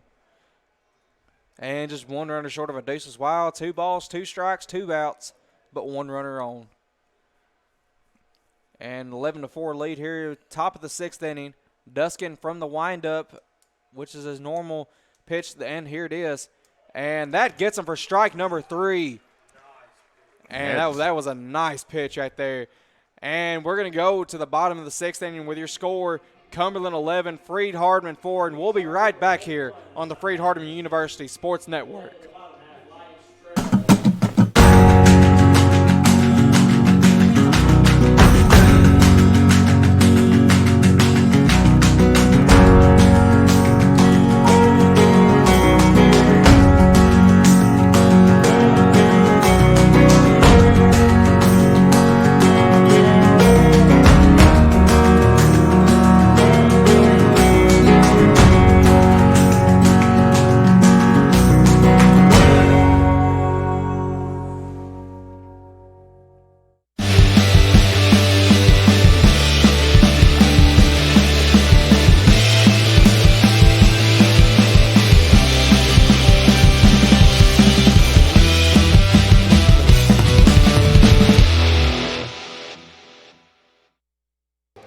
And we are back here on the Freed-Hardeman University Sports Network. And it is 11-4 lead here for Cumberland. And they're going to stick with Peyton Rice here to go to the bottom of the 6th. And I believe they're going to start off with Zach Sanders, if I'm not mistaken. Or, well, no, I believe it'll be Dalton Langford. Dalton Langford will be coming up to the plate. And Dalton, try to get some stats on him real quick. And Dalton Langford has appeared in a few games this season. Langford has appeared in 17 games, started 14 of them, 234 batting average. With 47 at-bats, he's got 11 hits and 4 RBIs and 13 total bases as well. And as far as Dalton is concerned, he comes from Granite Quarry, North Carolina, and he played for his dad, Chris Langford. His dad is Chris, his mom, Susan Langford. And you know he loves baseball. And he also likes the Miami Marlins as his favorite baseball team. That's right. But he likes the Charlotte Hornets for basketball. That's right. Speaking of his family, his brother is also a student here at Freed-Hardeman. Is a member of one of the social clubs that we have here at Freed-Hardeman. Amazing basketball player back in high school for, I can't remember the school that they went to, but just an overall great guy is both Thaddeus, Dalton's brother, and Dalton himself. Yes, absolutely. Well, it's up to you. Got us 2 runs the last time. We need more than 2, though, this inning. That's right. Well, we could use 6 or 7 right here, Coach. Yes. 7 would be a nice number. And now it's going to bring up Dalton Langford, the North Carolina standout. And we do have some action going on in the bullpen. And I can't tell who that is, but we need the binoculars. Yeah, I do need the binoculars tonight, Coach. And the pitch from Rice. And just outside for ball number 1. As you said, Dalton Langford hitting .234 with 4 RBIs, has a .308 on-base percentage. That is right. And with a 1-0 count here, nobody on with the leadoff batter. Here's the pitch. And gets a piece of that one fouled back, though, for strike number 1. And that's going to put a 1-1 count now here on Langford. And Rice going to go from the same motion. And see what Rice will do here. And here comes the pitch. And Langford gets Langford swinging there for strike number 2. Yep, 11 runs on 11 hits. Now, they've committed 1 error, but we have 4 runs on 4 hits. We have committed 3 errors. That's right. And it's just been one of those days for Freed-Hardeman, as you would say. And he gets Langford swinging again there for strike number 3, and the catcher did drop the ball, but we'll tag him out. And now that's going to bring up Hunter Beecham. And Hunter today has reached once on a double, or has reached all times today with a double and a walk.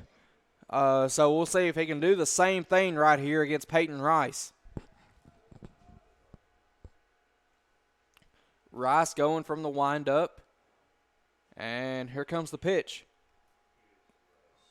And just outside for ball number 1. Beecham has some speed, and again, sounds redundant, but we do need base runners. Can't get them all back at one time. That's right, and love to see it happen right here. And Beecham gets a hold of that one. That could be it, and it is. Get the cowboy hat, home run, Hunter Beecham. And what a shot there, Coach. That might be the thing we needed to get this inning started here. That gets that 1 run back. I wish we hadn't given it up because now we just match it. We still need 6 to tie this ball game. And now it's going to bring up Brady Harris.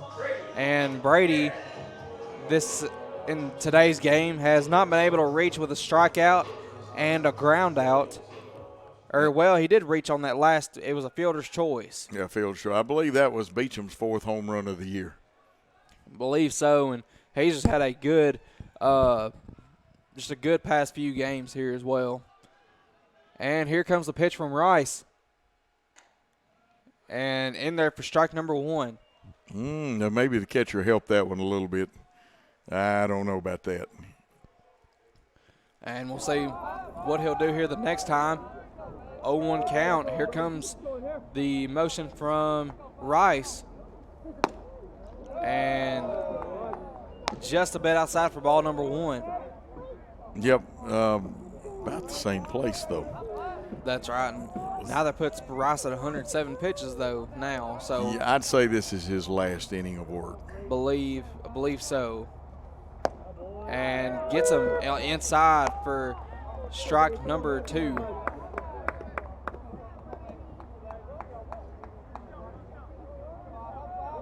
Brady asked the umpire about it. Umpire says, yes, it was, son. I believe he did. And with a 1-2 count, 1 out, here comes the pitch. And gets him swinging strike 3. And now that's going to bring up Riley Perks. And Riley today has been able to reach once on a walk. So we'll see if he can do that here on this at bat with 2 outs. And nobody on. And Perks will be awaiting the pitch here. And from Rice, here it comes. And outside for ball number 1. And a 1-0 count here. And that puts Rice now at 110 pitches.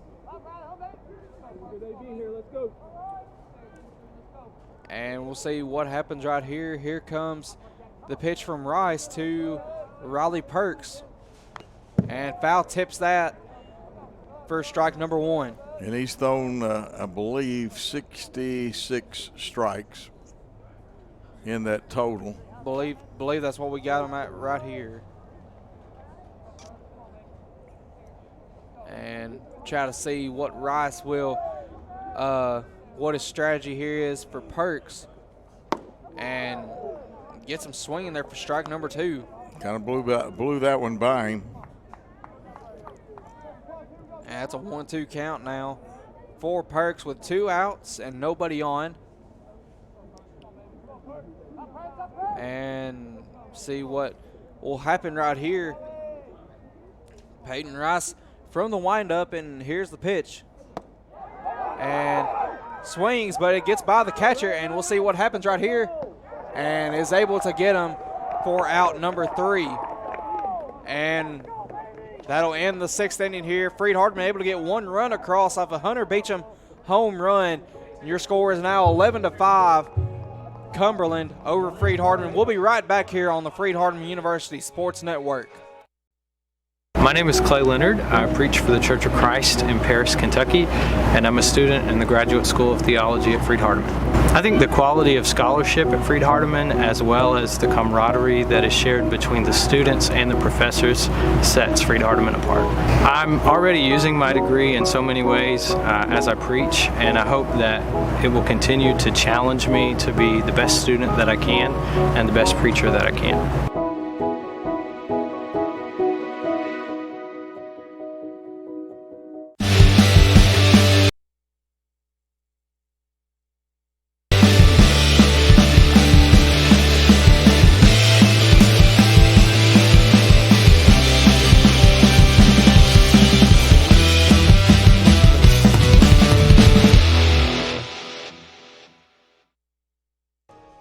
Welcome back here to the Freed-Hardeman University Sports Network. And Cumberland has the lead right now 11-5 here in the top of the 7th inning. And Tyler Duskin will stay on here for the Lions. And we'll see what happens right here. And do have some defensive changes. Christian Busby, I believe, is coming back. This might be his return. This could be, and I know Pisano has moved to right field.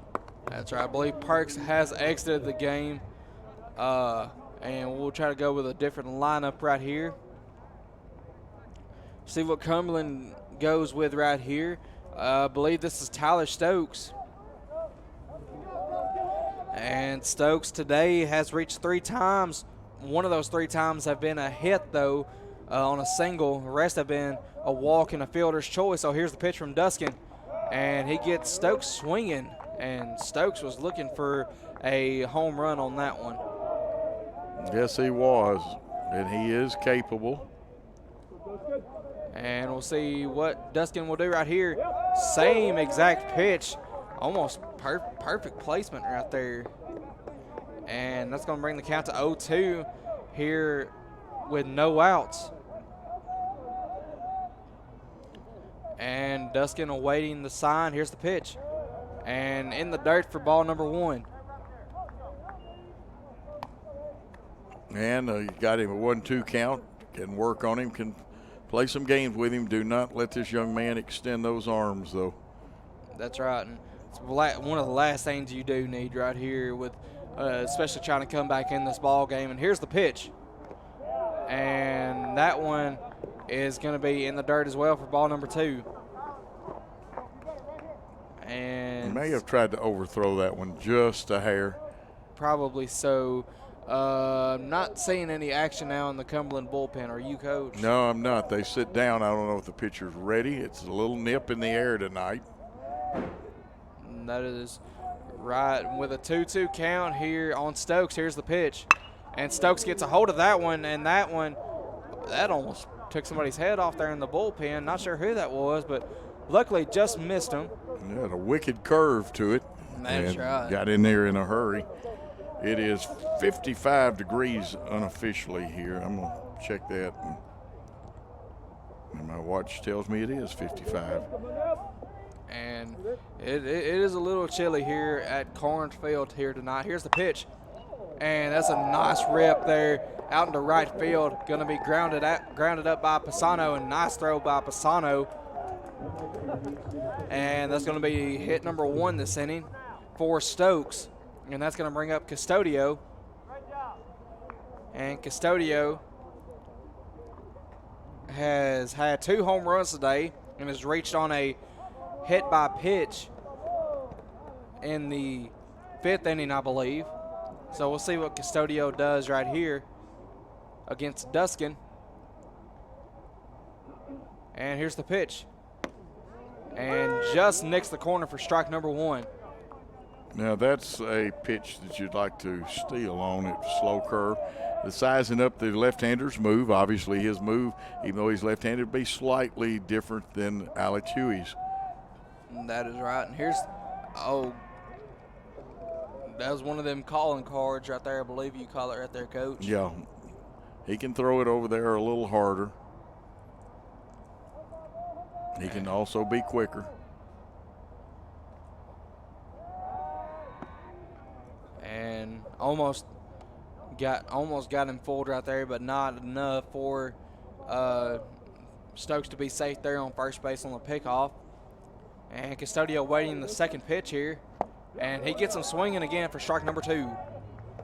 You're absolutely correct. Now, Stokes is just trying to draw Tyler's attention. And Tyler's got to focus on the hitter, but he doesn't want to let him get a run, because Huey did have 1 stolen base on him when he didn't really fully check the runner. That's right. And we'll see what he does right here. And gets him swinging again for strike number 3. He'll already be out due to Stokes being on first base. So great pitching at bat there for Tyler Duskin. And this will be Ethan Shelton. And Shelton today has reached twice on 2 doubles. Shelton, the doubles man tonight, struck out that last time at bat.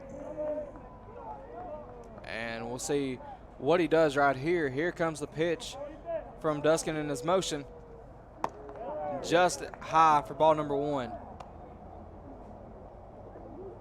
We've got 3 chances coming up. We need to get them out without them getting any more runs.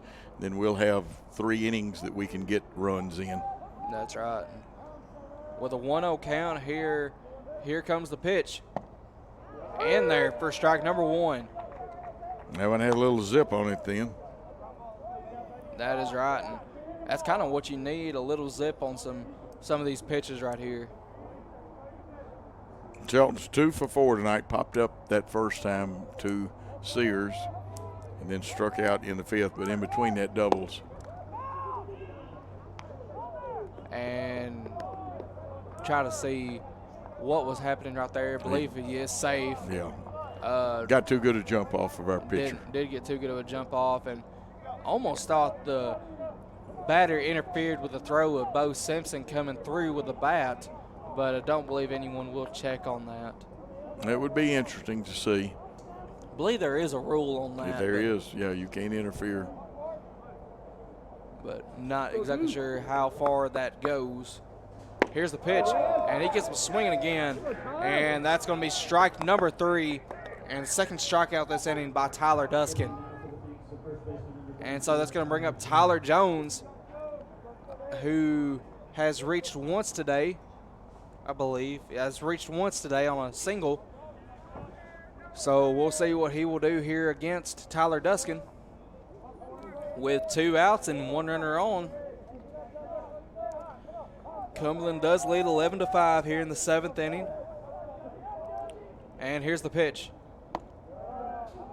Just missed for ball number 1. He's been close. I think he's thrown 14 strikes. I'll double check that to make sure.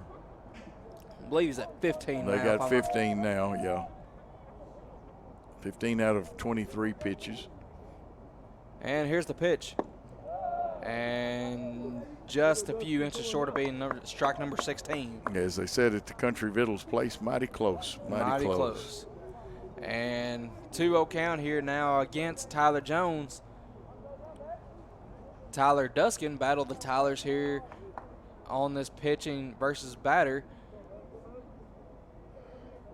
And we'll see what Duskin does right here against Jones. And the pitch.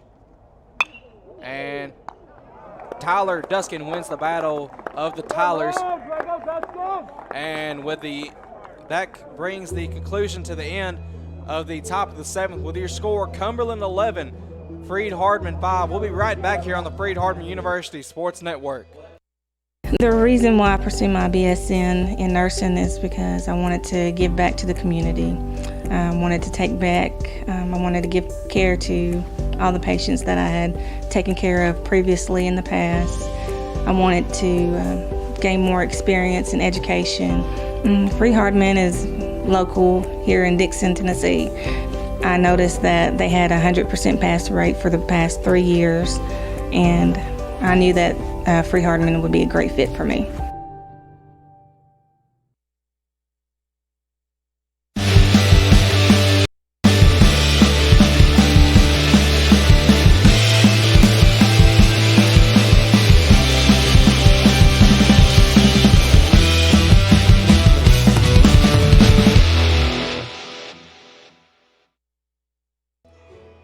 And we are back here on the Freed-Hardeman University Sports Network.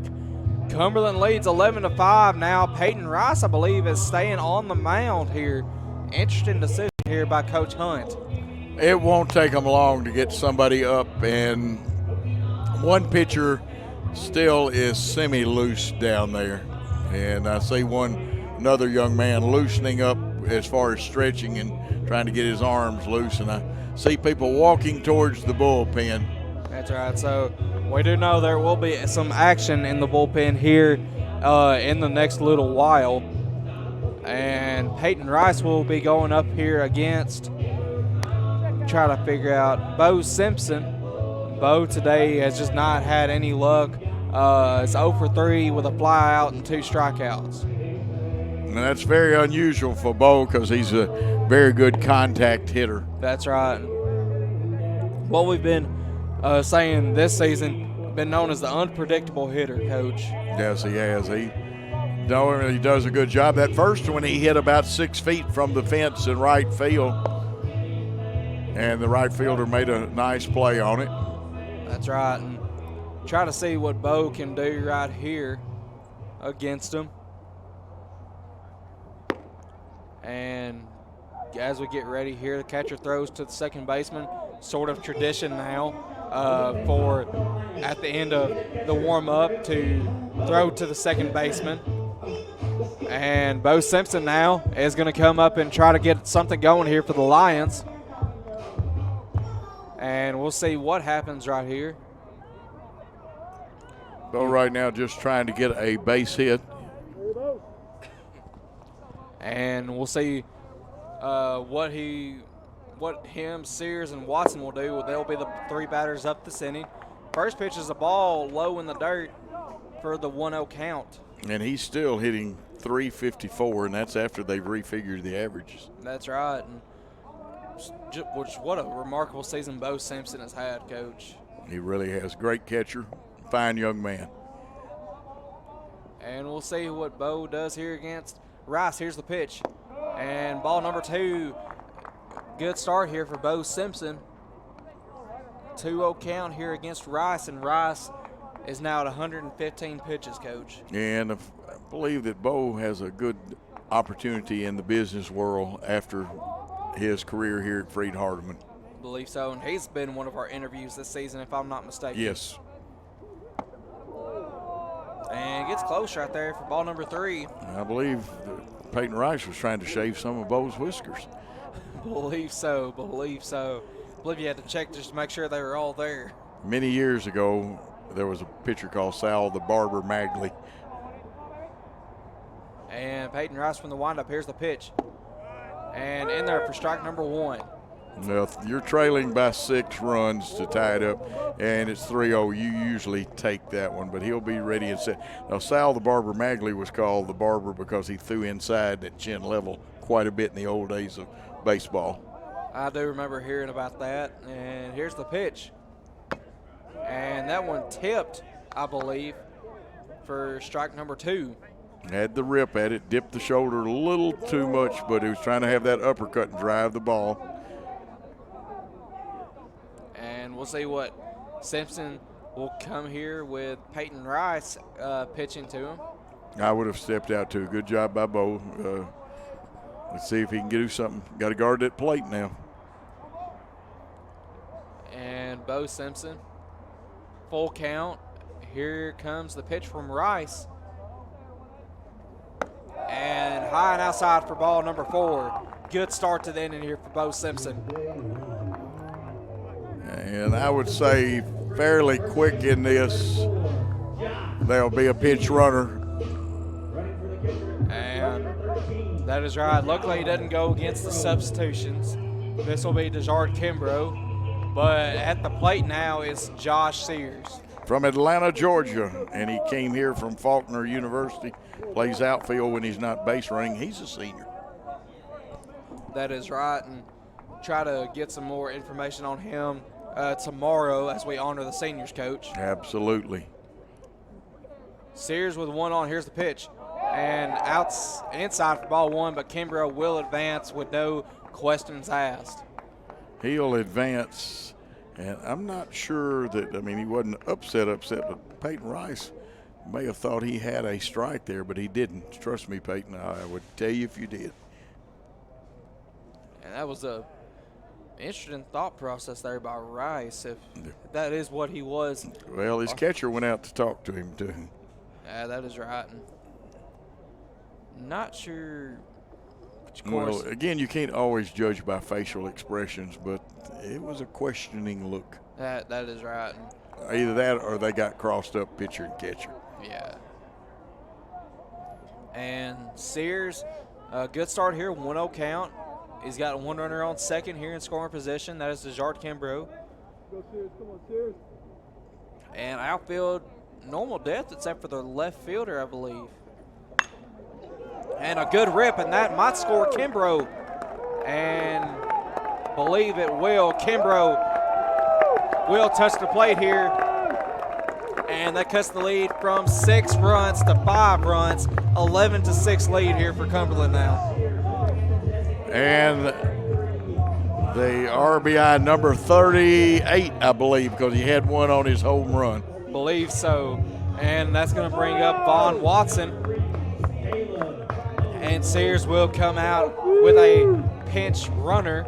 I believe he will re-enter, though. This pinch runner is Caleb Molo. Caleb Molo, the freshman infielder from Frisco, Texas, in Heritage High School. That's right, and I believe on the little sheets that you have, I was reading them the other day when we were up here for the Bethel series, and believe one of his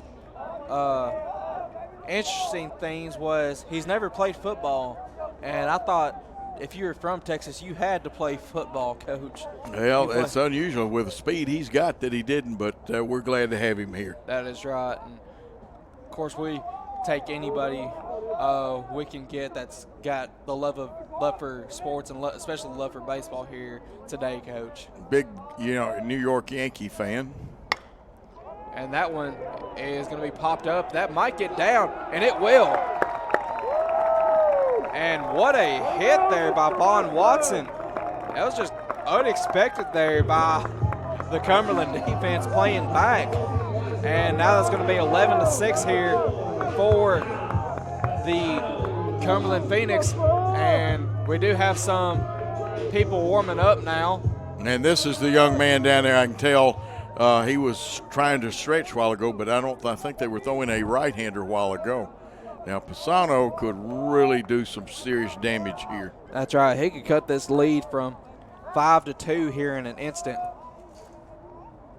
And here comes the process. The pitching coach will come out. This will slow the game up, give that young man in the bullpen a little more time. And if Langford even faces this hitter, I'm betting it's his last one. No, they're going ahead and calling. I was going to say, they've already had one mound visit. And they will bring a lefty in to face Pisano. Let's see if they rewarm the right-hander up that was down there. Now, I believe we have seen Pisano hit a home run, though, off a left-handed pitcher. I believe we see him hit off left-handed and right-handed this season. Has got 2 and has had 2 in the same game. and try to see who this pitcher is. This is number 33, and number 33 is Nick Hofling from Gilroy, California. Last played at Seattle University, so I got another Division I player, or former Division I player, if I'm not mistaken. Yeah, Seattle is in Division I. And not sure, 100% sure if I'm pronouncing his last name right. Is it Hofling? Hofling. There's no L in it.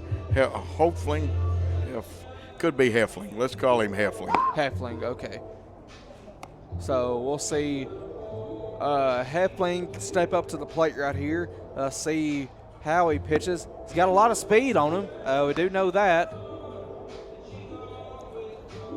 And, of course, everyone just kind of resting, taking a break. See Molo that is Molo and Von Watson over there on first base with Coach, I believe that might be Coach Trask. No outs in the inning, and it looks like Rice leaving responsible for the 2 men that's on base. That is right. With a walk and the base hit, he is responsible for those runners. And no action going on the Freed-Hardeman bullpen right now, which Duskin has been pitching really good here. I see somebody running down there, though, and so could be time for someone to get started pitching. also looks like one of the student assistants headed down that way also. That's right. I believe that's B.J. Benson right there walking down there. Sometimes you can get B.J. Benson mixed up with Tyler Duskin a little bit with the long hair. I think B.J.'s had his hair cut, though, since Tyler had. I believe so. I believe it might be 3 or 4 months since B.J.'s got his cut at least. Don't believe it's been a full 2 years since Tyler still keeps his, though, and keeps it. I got to believe he's trimming it on the ends a little, though, because it's too nice. Heffling looks like will be the pitcher here to relieve against the left-handed hitting Dom Pisano. And here's Michael back. And Pisano, 2 runners on, no outs. 11-6 lead here. Looking to cut into this lead is Pisano. And we'll be facing Heffling. And first pitch just missed for ball number 1. And 1-0 count here with 2 outs. He's got 2 runners on. And have the first and third baseman playing up a little bit. Second and short also up. And that one is inside for ball number 2. He just missed on that one, but that helps. That gives Pisano a little working room. He can choose his pitch a little better. And with no outs and 2 runners on, we got a chance. Just don't hit into the double play. That's right. And that's really the last thing you need right here, Coach. And here's the pitch. And he gets Pisano swinging on that one for strike number 1. Pisano had that driving uppercut then, and that bat had great speed but did not make contact. Heffling throws hard. Wished we had a radar gun. That's right. And of course, I believe you do have some guys down there from both Cumberland and Freed with radar guns keeping up with the stats for their team.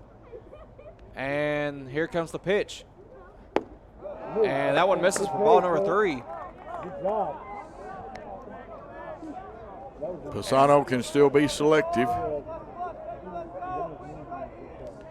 That is right. He'll be smart right here with the pitch selection, or with at least the batter selection of the pitch. Here's the pitch. And that one misses for ball number 4. And that loads the bases here for Dylan Lott, who has been a pretty good batter this season as well. And we'll see what he can do right here. Looks like Cumberland's going to play for the double play. They'll give up 1 run to get 2 outs in the inning. That's right. We want to avoid. Now, first and third could still come home with it where they are. But short and seconds at double play depth. That's right. See what Dylan Locke can do right here. Here comes the pitch. In there for strike number 1. And not sure if Dylan Lott agreed with that one or not, but I don't believe he can change the call, though. Don't think it will much matter to the man in blue. And Dylan Lott going to collect his thoughts here with the 0-1 count here. Here comes the pitch. And he gets him swinging for strike number 2. Now he's got to protect the plate. And definitely with 1 out, you'll see the infield go to double play depth for Cumberland. So this is an important set of pitches, what's left of it, whether it's 1 or 4 more. And we'll see what happens right here. Comes the pitch. And I believe he Correct says call. he didn't go. He didn't go. That is the correct call. I believe it did look like he was holding the bat out there just for verification. Yeah, he tried to hold it up and did a good job of it. And with a 1-2 count here, Lott's got the bases loaded. And from the stretch, here comes Heffling, and he gets him swinging for strike 3. And a big out there, and Wilson already seen the third baseman drop back to even with the bag. Let's see what they do at first. 1 out. They're looking for the double play would end the inning. That's right. And here comes Dalton Langford, and Langford looking to keep this inning going. He has the potential of cutting this lead from 4 or 5 to 1 here very quickly, Coach. Bases jammed. And that one was a little bit outside there for ball or strike number 1. Yeah, they called that one a strike. It was close. It could have gone either way. And we've got to be a judge. Is that the pitch that we're going to have to hit? I believe so, especially with Dalton Langford right here. And that was a good eye right there by Langford for ball number 1. We're here in the bottom of the 7th. We've gotten 1 in, but we really need to plate at least a couple of these runners. At least 2, if not 3 or 4. Or if you can, go ahead and get 5 more. And here comes the pitch. And outside for ball number 2. Come on, dog. Getting a good use of our parabolic mic, getting to hear the crowd down there. Freed-Hardeman fans, they'll go all out for their the athletic department here. That is for sure. Good fan base here at Freed-Hardeman University. Great fans we have. And here comes the pitch. And gets Langford swinging for strike number 2. Good cut by Langford. And that brings the count to 2-2. Just heard from one of our good friends, Moose Henry, who just now tuning in, though he's late getting home today. And with a 2-2 count, 1 out. Bases are loaded for Dalton Langford. Here comes the pitch. And gets him swinging for strike number 3. And that's 2 quick outs here for Freed-Hardeman. Heffling comes on and gets 2 strikeouts after walking a man. And the burden falls on Hunter Beecham. That's right, but good thing about Beecham, Cumberland knows he is a big threat for this team. He proved it in his last at bat, got a home run. All the infield wants to do, though, is knock the ball down, even if a run scores. Knock it down, and you can still throw a runner out. Outfield will try to be on their horses for Cumberland. Beecham just wants the base hit. That's right, and anything Beecham can do will help this team, especially as far as the hits go. And Beecham trying to get inside the head of Heffling. And I believe he might have some action going in on the bullpen. Don't see the number for Freed-Hardeman, but we'll try to get that out to you as soon as possible. Here's the pitch. And low and outside for ball number 1. Custodio with a good stop then of a pitch that could have easily squirted by. That's right. We'll hopefully be looking to, if you're Freed-Hardeman, you definitely want that ball to get past so you can get a run in. And you saw on that wide shot the Ducks are on the pond. And that one's outside and high for ball number 2. Well, you won't bet me the number 1 pitch comes right down Main Street on this one. I believe that is what they're going to be searching for right here, Coach. That would be a good idea on their part, although he may believe in his curveball. Definitely has worked the corners a little bit and done a good job after walking that first man. That is right. And here comes the pitch. And outside again for ball number 3. Okay, do you put the automatic take on? I don't know if you do or not. It's giving up a run, but you got Brady Harris coming up, and Brady's 0 for 3 today, so I don't know what you want to do right here. Let's see, that's what makes baseball so interesting. We're trying to get back into this contest. That's right, and here's the pitch. And outside for ball 4, and that is going to score a run here.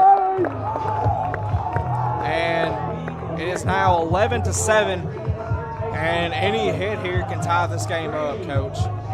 Just one crack to the bat by Brady Harris can tie this game up. Believe in you, Brady. Believe in you, bud. Brady's had a tough night so far. He's 0 for 3. That's right. He'll be looking to change that here, hopefully. And Brady Harris is a freshman, I believe, maybe a sophomore. Here's the pitch. Outside for ball number 1. Brady wears number 5. He's a freshman infielder from Gallatin, Tennessee, and Station Camp High School. That is right. Up close to where Cumberland is, I believe. Pretty close. It's over at Lebanon, Tennessee. Got to go further east. That's right. Here comes the pitch. And gets him swinging for strike number 1. Likes that pitch evidently up in his eyes. He likes those high pitches, Coach. Got to have discipline here. Come on, Brady. Nobody better. Let's go, Brady H right here, bud. And the fans trying to help Brady out right here. Ducks are on the pond. Here's the pitch. And Harris gets a hold of that one. Come on, ball. And just unable to get past the left fielder right there. Freed-Hardeman able to get 2 across, though. Left the bases loaded, unfortunately. And your score after 7 innings of play, your score is Cumberland 11, Freed-Hardeman 7. We'll be right back here on the Freed-Hardeman University Sports Network. The reason I chose Freed-Hardeman is because I'm a mother of 2, and I live here locally here in Dixon, and 2 years ago I decided that I wanted to be a nurse. So Freed-Hardeman had just opened up, and I was ready for the opportunity and jumped on it, and I knew I needed to stay home, still be a mom, and yet I wanted to pursue my dream as being a nurse.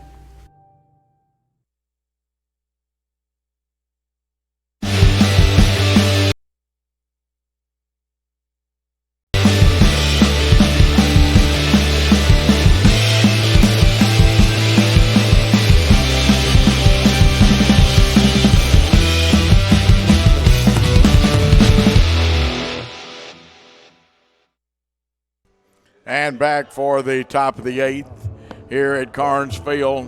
Freed-Hardeman, a nice 2-run inning. We left the bases loaded, though. Needed to get those home. And for us, we'll lead off with the top of the order, and that should be Christian Busby hitting when we come back, because he went into left field. Pisano moved over to right. But the most important task, Michael, Jose Vera leads off, their third baseman for them, followed by Josh Morgan and Andrew Martinez.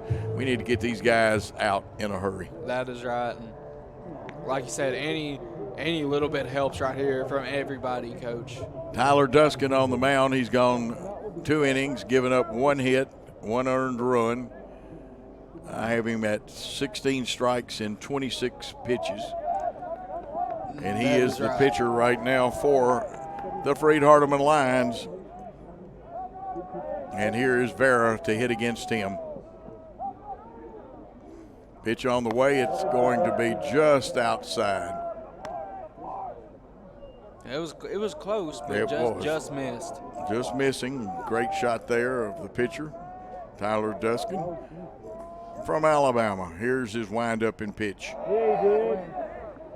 And they say it is a strike.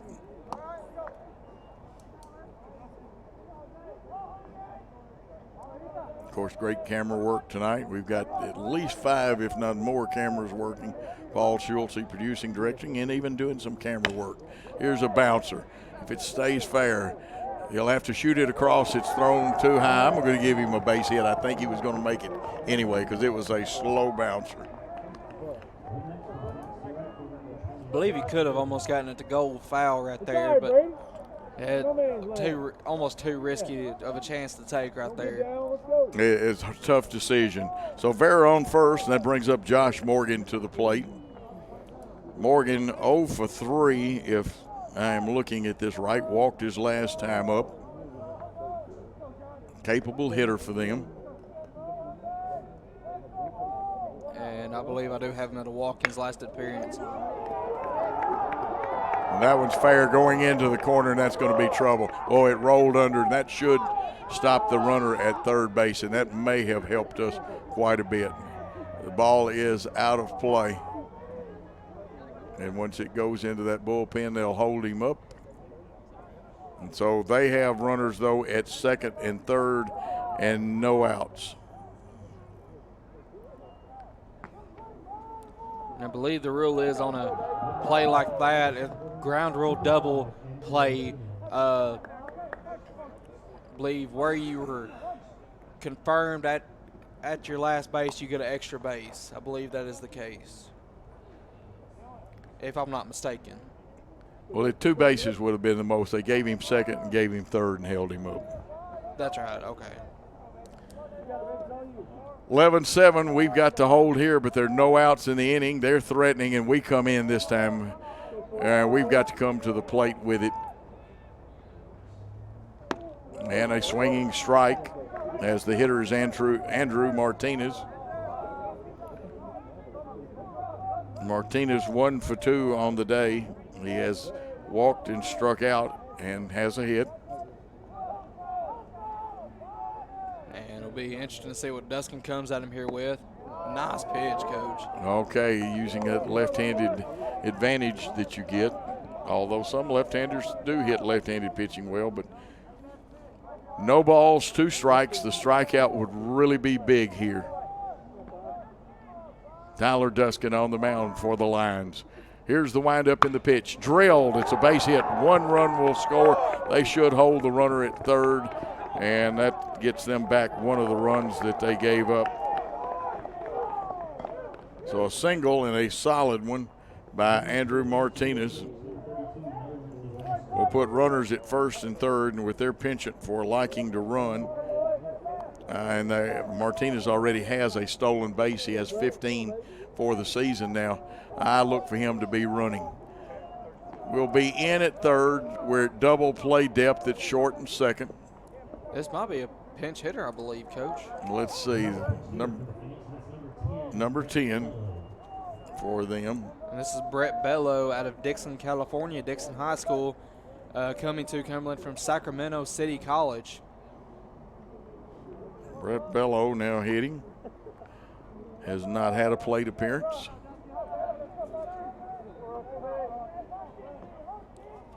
And try to find out some stats on him. Like you said, this might be his first plate appearance overall.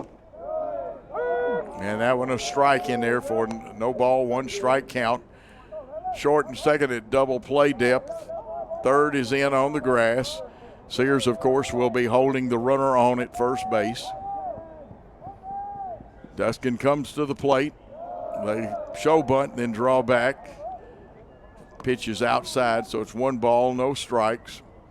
This would be more, it looks like a safety squeeze situation if that's what they do. Let's see if they leave it on, because it was not a suicide squeeze or the runner would have been dead. That's right, Coach, and see what he does right here.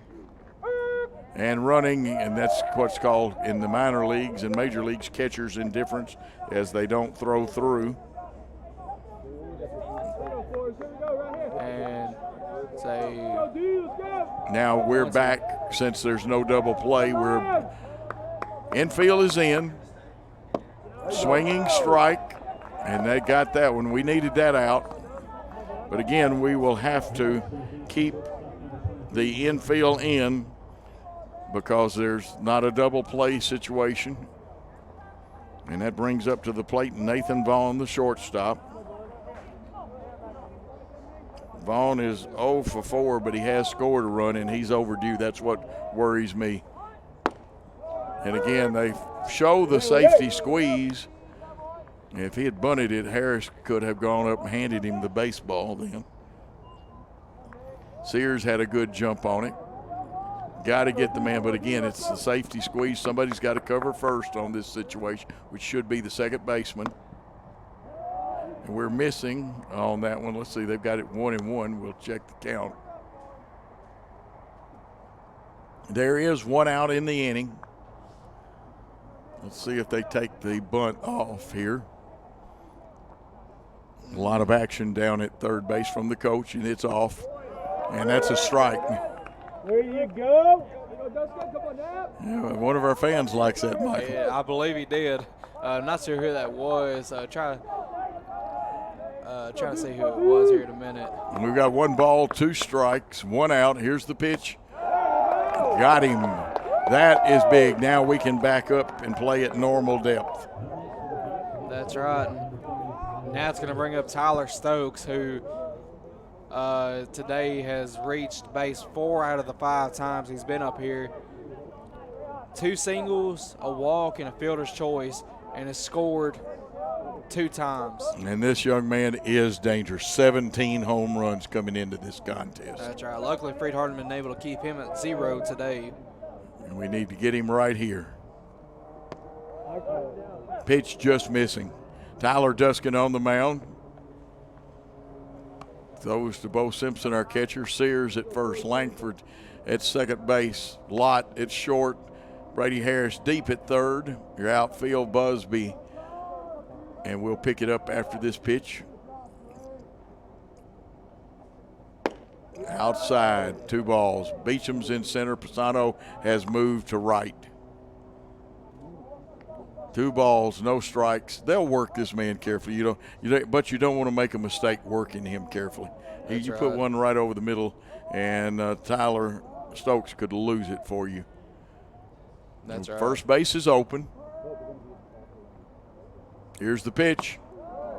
Got that one kind of backdoored just a little bit. Bo takes his mask off and said something. Now he flips it back down. 2 balls, 1 strike, 2 outs, 2 runners on. Duskin's got his sign. Here's the pitch. Fouled off. So now the deuces are officially wild. 2 balls, 2 strikes, 2 outs. There's 2 runners on. The home run hitting Tyler Stokes at the plate. I believe it might be the first time that's happened tonight, Coach. For a full one it is. We've had a couple of 2 ball, 2 strike, 2 out thing, but we got 2 runners on this time.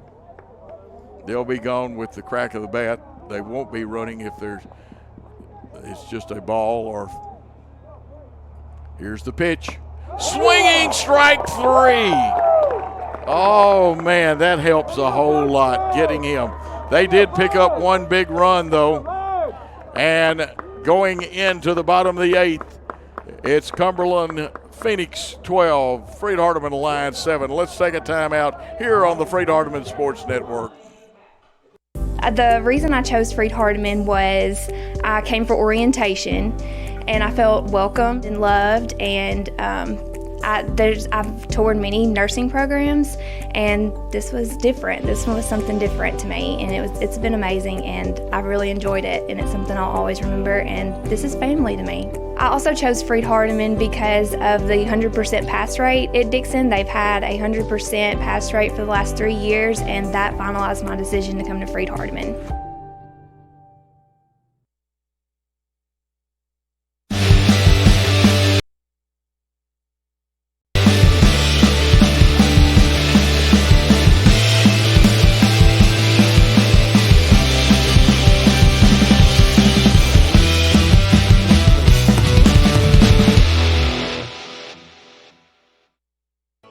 And back for the bottom of the 8th. The top of the order, Michael, is coming up.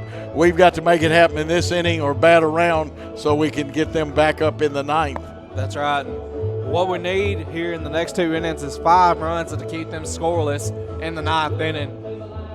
That run that we gave up really hurt because we had them within a grand slam home run of catching them. Now they've got a 5-run lead.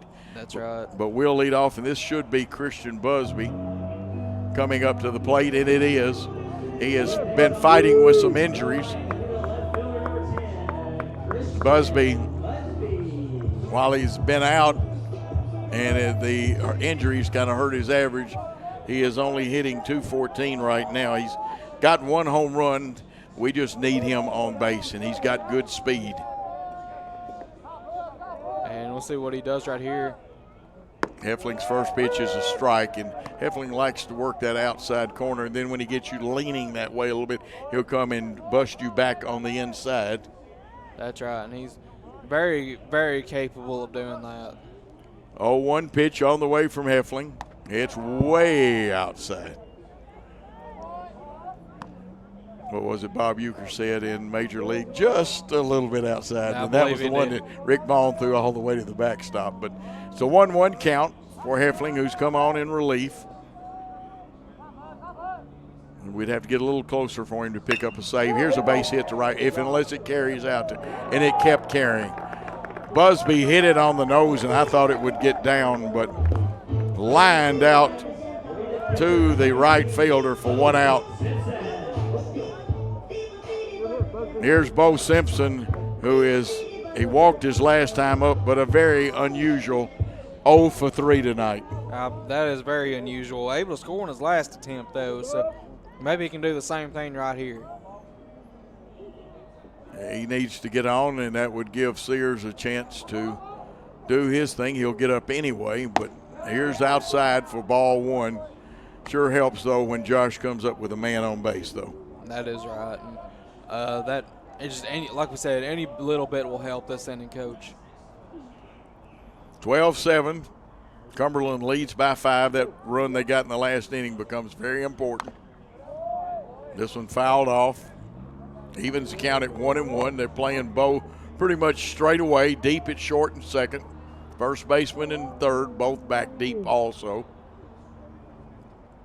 And still cannot tell if any action is going on in the Cumberland bullpen or not. Freed-Hardeman's pretty clear right now. Got some guys getting ready possibly to warm up. The 1-1 pitch. It's high, ball 2. You're right. Will the 2 men on the mound finish the game for both these teams? Because remember, we've got to come back and play 2 tomorrow on Senior Day. That's right, and I believe I'm not sure who will start tomorrow. I'm not sure. Holton Hunt will be one of the pitchers tomorrow. 3-1 the count now as the drama builds. It's very, very interesting right here. See what will happen. 3-1, 1 out. Needing base runners. Bo Simpson, the great catcher for Freed-Hardeman at the plate. Going against Heffling. Here's Heffling's pitch outside. That should be ball 4 now. Simpson has walked his last 2 times up. We'll get a pinch runner for him. Or a courtesy runner would be the more exact phrase. That is Jahard Kimbrough again, too. And again, Jahard Kimbrough, and he can run a blue streak. Now here's Josh Sears coming up to the plate. And hopefully Sears can get something going right here. Got a single in his last at bat, so. And a strike. And I guarantee you the young man on the mound, Heffling, is very pleased with that last pitch. 2 for 3 with 2 runs scored. Of course, one of them was scored by the pinch runner here's the pitch. High, 1-1.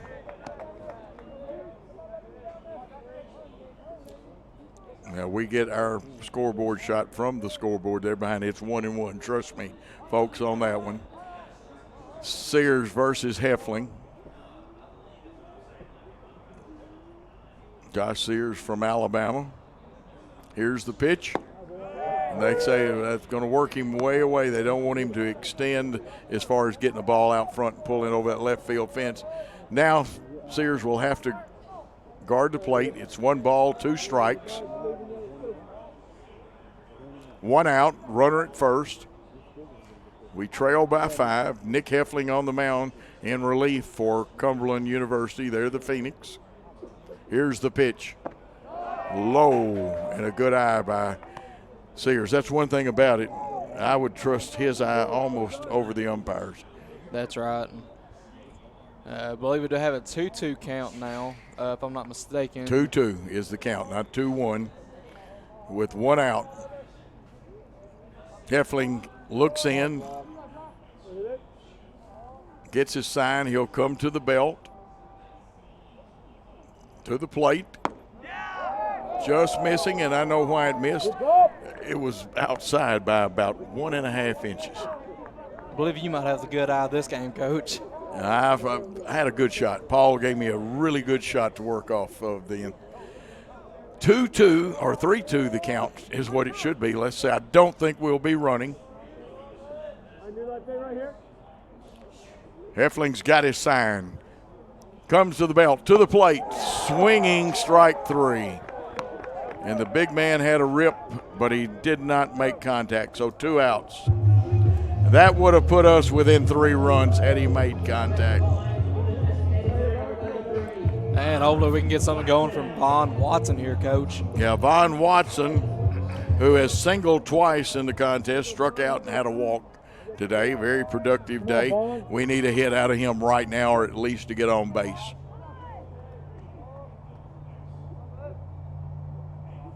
Almost silence in the crowd. Heffling always pitches out of the stretch. Here's the windup and the pitch. It's high. We would like to get Kimbrough home any way possible. They'd cut it back to 4 runs. 2-run homer here would be nice. That would get it back down to 3 runs. But the biggest thing is for Watson to keep this inning going. Infield at normal depth, except first, 2 holds on. Here's the pitch.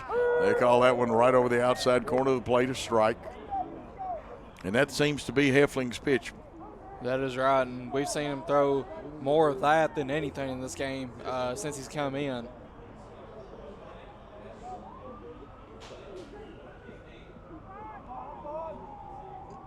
And we've got the 1-1 pitch about to come to the plate. It's outside, and Watson did a good job holding up there. You can hear on the parabolic mic some ambulances going by and maybe some policemen. But they're not coming to this game. 2 balls, 1 strike, 2 outs. The runner's on first. Heffling, your pitcher. Kimbrough takes his lead. Watson, the hitter. Here's the pitch. Low for ball 3.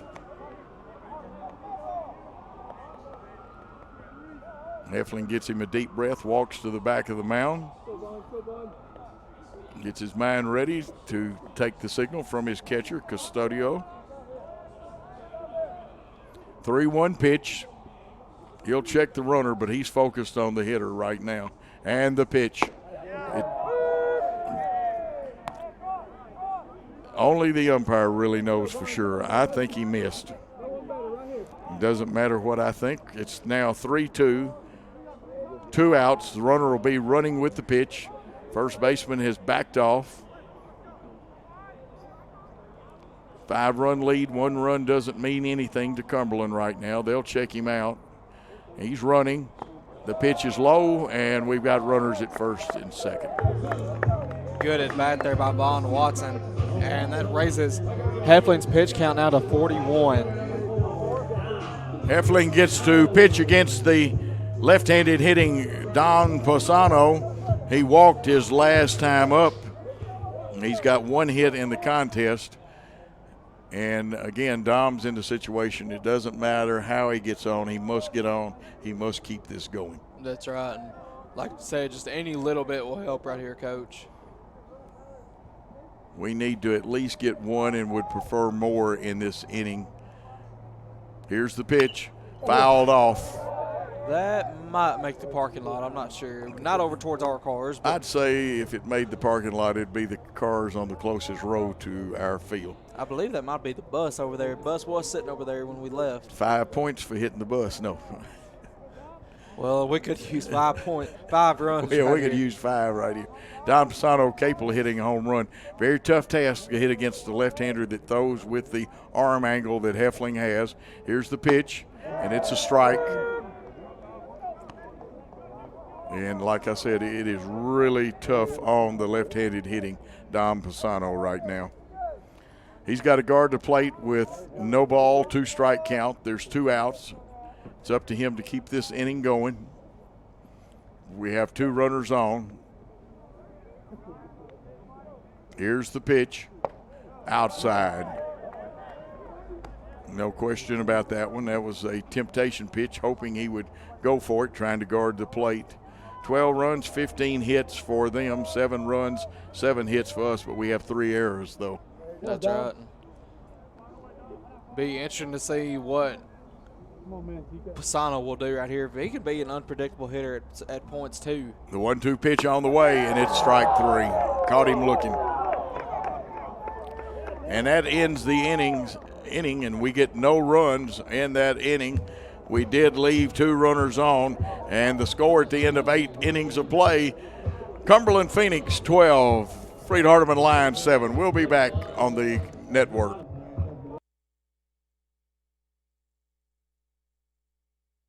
Chase Animal Hospital is a full-service veterinary hospital which performs well and sick patient exams, hospitalization, surgery, boarding, doggy daycare, and grooming. We are located in Huntsville, Alabama, the Rocket City. We can take care of all dogs and cats as well as some livestock animals. Our current veterinarians on staff are Kevin Crabb, Zach Knight, Elizabeth Harville, and Wesley Clendenin. Visit our website at chaseanimalhospital.com or check us out on Facebook. We look forward to taking care of all your pet's needs.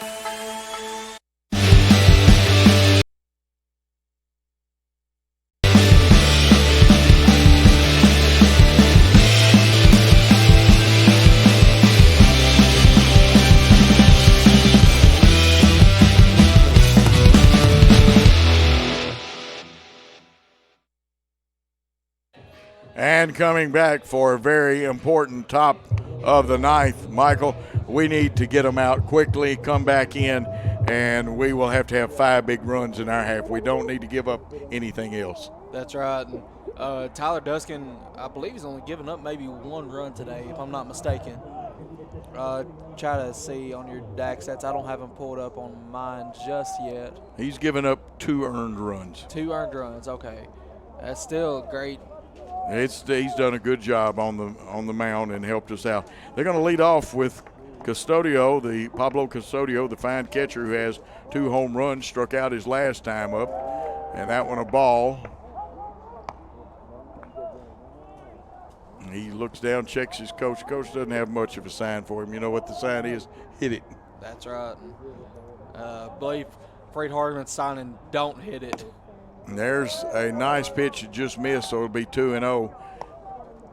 Now, I wouldn't be surprised to see Cumberland green like the big fella.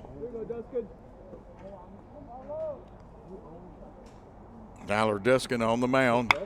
Pitch lined for a base hit by the 3rd baseman.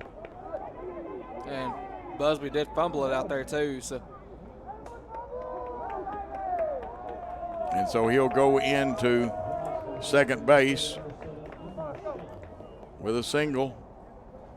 He's had a good day today. He's had 3 hits. He's been hit with a pitch.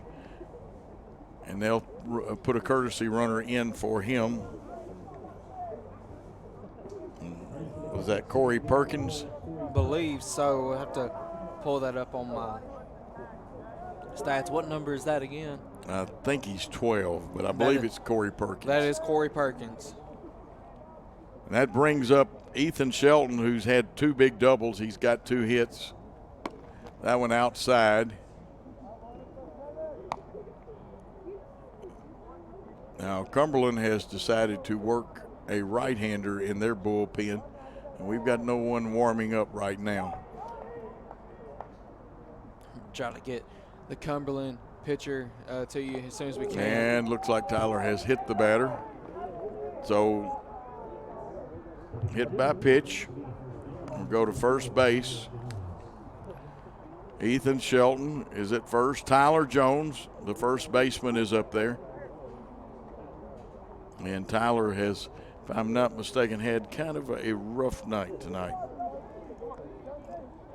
1 for 5, is that what you've got him with, or you got him for 0 for 5? Believe I have him 1 for 5, Coach. 1 for 5. Yeah, I see the hit now.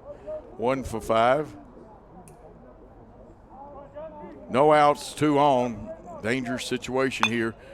Hit deep to right field. Going over Pisano, who's got a cannon. They tag up. He's going to hold the runner at first, and the ball bounces away from the shortstop, but not far enough for anybody to advance. So you've got a sac fly to right field. 1 out. Now you got runners on the corners now, Coach. Yep, and they'll do some running here. Wouldn't be surprised at all. Second pitch possibly. And let's see, the hitter coming up is Jose Vera. Vera's the third baseman. He singled his last 3 times up, I believe. That's what I've got here. Vera pops it up. Will we get to it in foul territory? Pisano had it and diving for it, lost it. He made a great effort. And hopefully he didn't get it. up. Yeah, well, that hurts when you fall. That ground not real soft. We hadn't had any real rain in the last couple of days. I think y'all had a little sprinkle down here the other day, Wednesday. Might have had a little bit of sprinkle. I'm not sure. Jeremy just said we did. Yeah, it's not enough to soften the field. That's pretty hard. Pisano gave it a great run. The bad thing is if he catches that when the runner tags up at third and scores. That's right. Now we do have some action going in the bullpen down there. Yeah. I believe one of them is Clay Wagner, and not sure who the other. Got 2 going now. Duskin with the pickoff move, and I'm going to tell you what, he got him. That's what I was about. And now you're going to have a little argument here, and Coach wisely steps in, and if picked off, 2 outs now. Our infield can relax and go back to normal depth. And now the head coach, Coach Hunt's going to walk out there and talk to the umpire a little bit. Now, Coach Hunt's calming things down, and he's working. I mean, he's wanting an explanation, but he's also working because if I'm right about the rotation, that will be the umpire in the first game behind the plate. I think so. Of course, we do have 3 umpires that will be in a conference series. And then the one at third base will actually take the second game tomorrow. That's right, I believe. And I can't believe our friend didn't buy us a pizza too down there. We're teased. I believe that is the pizza from down the street, isn't it? That's a good pizza. Here's the pitch. Fouled off. 2-strike count. And right here, a strikeout, I guarantee you there would be, even though we're 5 runs behind, there would be a lot of happy people in the ballpark. No balls, 2 strikes, runner on third. The hitter, Jose Vera, the third baseman. The pitch, swinging strike 3. So it's now up to our offense to make something happen. So at the end of 8 1/2 innings of play, it's 12-7. Cumberland leads Freed-Hardeman. Let's take that timeout on the Freed-Hardeman Sports Network.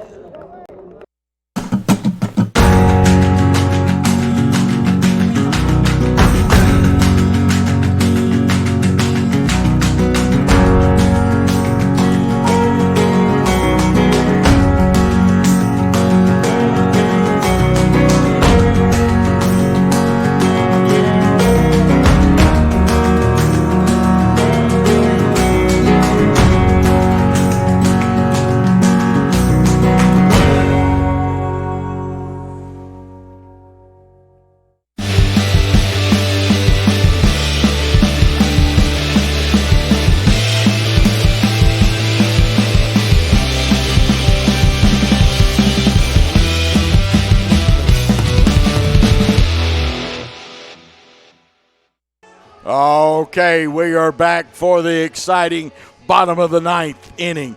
We need 5. The number 6 hitter, Dylan Lott, will lead this inning off, followed by Zach Sanders and Dalton Langford in for Zach Sanders, and then Hunter Beecham. Hopefully Brady Harris gets to make an appearance. We need 5, Michael. That's right. Might be a little bit more difficult now with new pitcher Xavier Lindsay on. Xavier is a junior from Murfreesboro, Tennessee, out of Blackman High School. Last played at Dyersburg State, Coach. And you know they play good baseball at Blackman High School and at Dyersburg State. This young man, he is a big – you don't have some height stats and stuff on him, do you? He looks big. I have him at 6'5", no weight classification on him, though. But he is a 6'5" junior. Right-handed pitcher only. And other than school, I believe that's about all I have on him. Well, Heffling pitched to our left-handed hitter, Dom Pisano, and got him out. And now it's up to Lott, Langford, and Beecham to make something happen. And I got a feeling out of this young man, Lindsay, we're going to see a lot of fastballs. That's right. Could be another closing phenomenal pitcher. I believe he's ranked in saves on the season, if I'm not mistaken, or at least he was as of a week ago. And he's got a changeup and a curve, but his pitch is his fastball. He's number 13 in the division, Coach, in saves. Wow. You can see why. He brought the number 1 right over that outside corner. Lott 0 for 4 at the plate.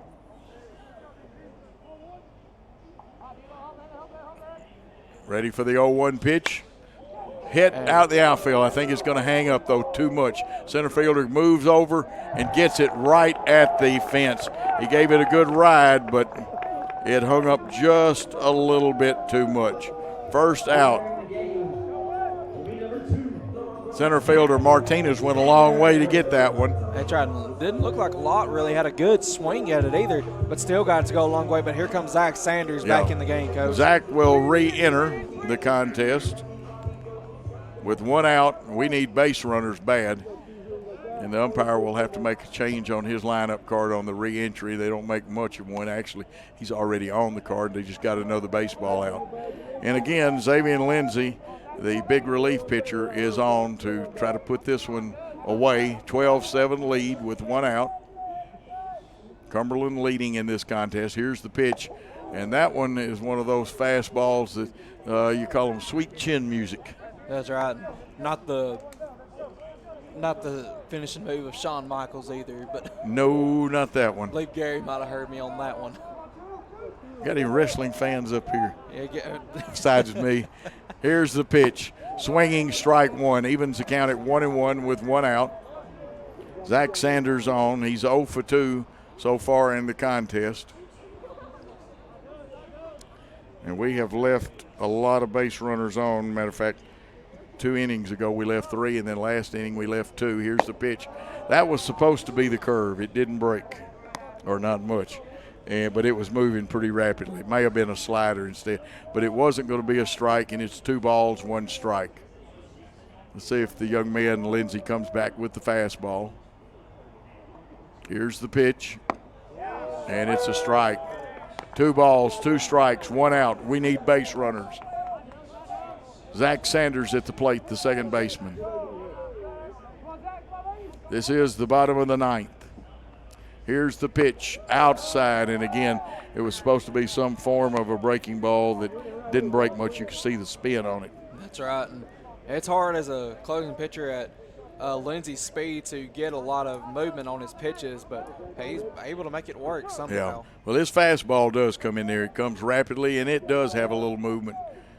You know, there are some major leaguers that they really just throw their fastball in there, or some people forkball that one low, so 3-2. And this is one of those you get on by any means necessary. Absolutely, Coach. 3 balls, 2 strikes, 1 out. We have no base runners. We need base runners. We've got to plate 5 in this inning or this contest is over and we'll do senior day tomorrow. That's right. And we just need to find somebody to take the series today, Coach. Here's the pitch to Sanders. Inside. Should have walked him, and it does. So Sanders works him for a walk. Now we've got a runner at first.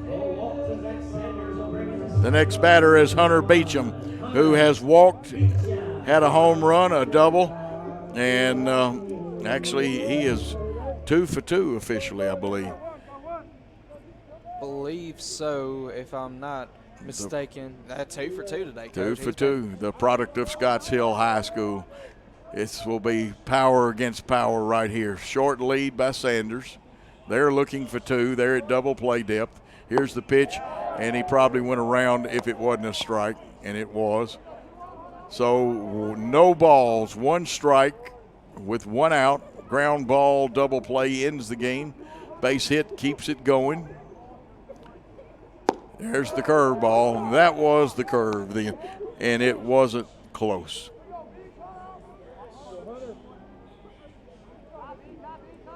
Runner at first, Lindsey the pitcher, and he is a big guy. He can bring that number 1. The hitter is Hunter Beecham.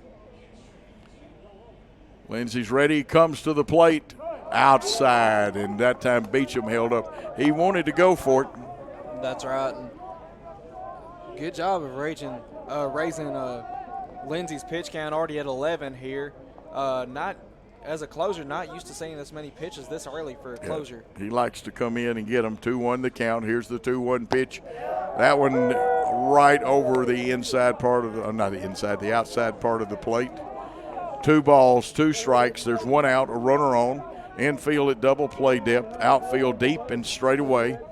And they're willing to give up a 1 run. They don't want to give up 5. Here's Lindsey peering in, comes to the plate, popped up. Will they get there in time? The second baseman's going to handle this one. Didn't go as deep as it looked like it was. And now there are 2 outs.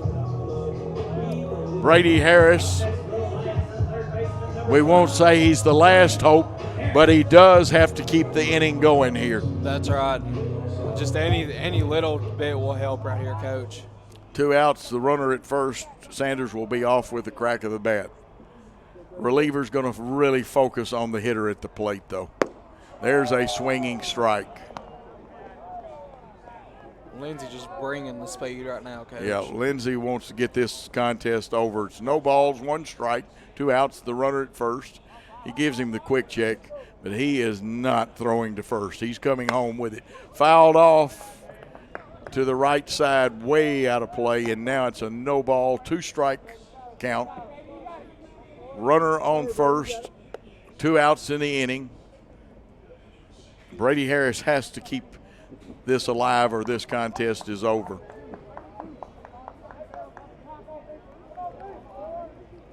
And Lindsey's got his pitch that he wants. Here's the throw. Inside, and that one had some juice on it.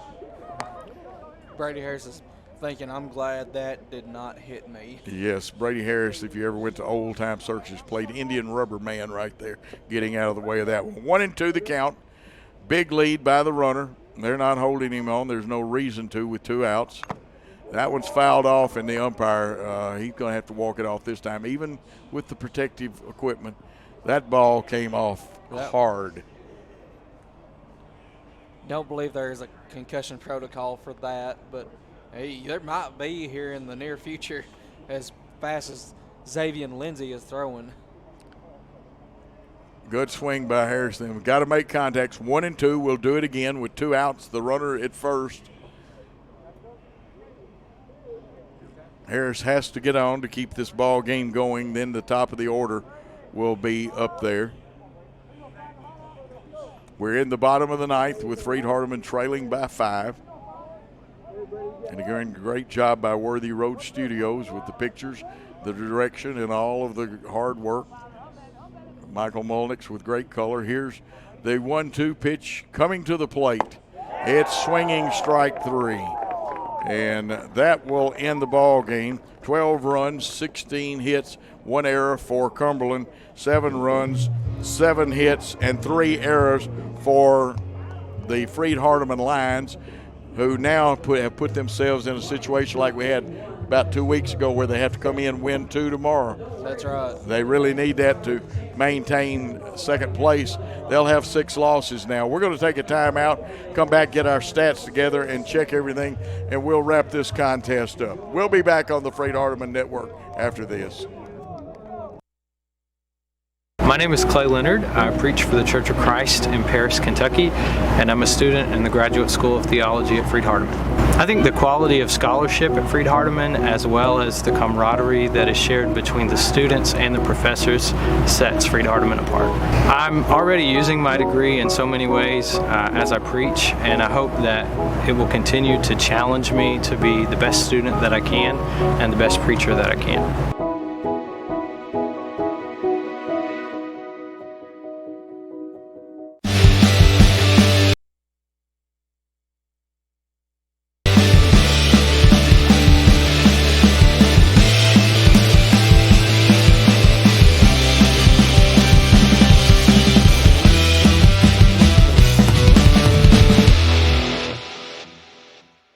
The reason why I pursue my in nursing is because I wanted to give back to the community. I wanted to take back, I wanted to give care to all the patients that I had taken care of previously in the past. I wanted to gain more experience in education. Freed-Hardeman is local here in Dixon, Tennessee. I noticed that they had a 100% pass rate for the past 3 years, and I knew that Freed-Hardeman would be a great fit for me.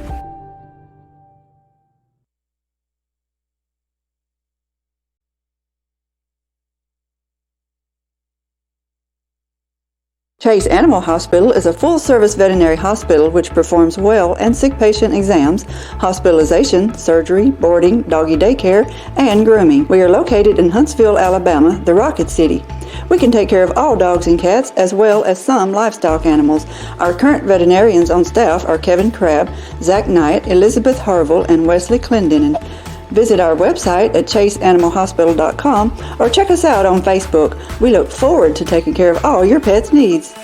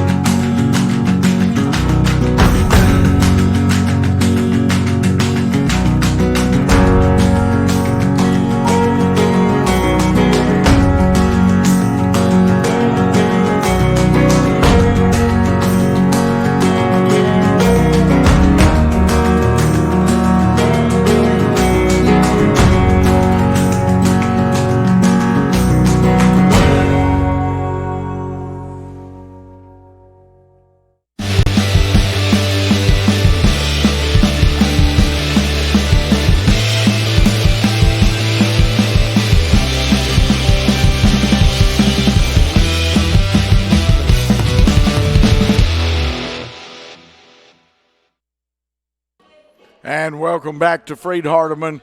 The unhappy final is Cumberland University Phoenix 12 and the Freed-Hardeman Lions 7. 12 runs, 16 hits, 1 error committed by Cumberland. 7 runs for Freed-Hardeman, 7 hits, 3 errors committed. Michael, we'll let you go ahead and give Cumberland stats, and we'll get through with stats. Not sure whether we'll have a post game or not, because there's a lot of things, and you and I will talk about some of the things they're talking about right now.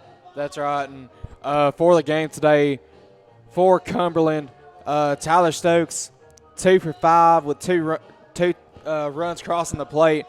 Pablo Custodio, 3 for 5 with 2 home runs, 7 RBIs on the day. Ethan Shelton, 2 for 5 with 2 runs. Tyler Jones, 1 for 6 with an RBI. Jose Vera, 4 for 6 with 2 runs.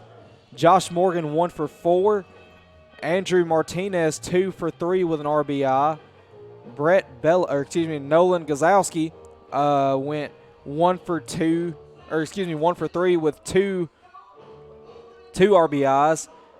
And Brett Bello 0 for 1. Nathan Vaughn 0 for 5 with 1 run.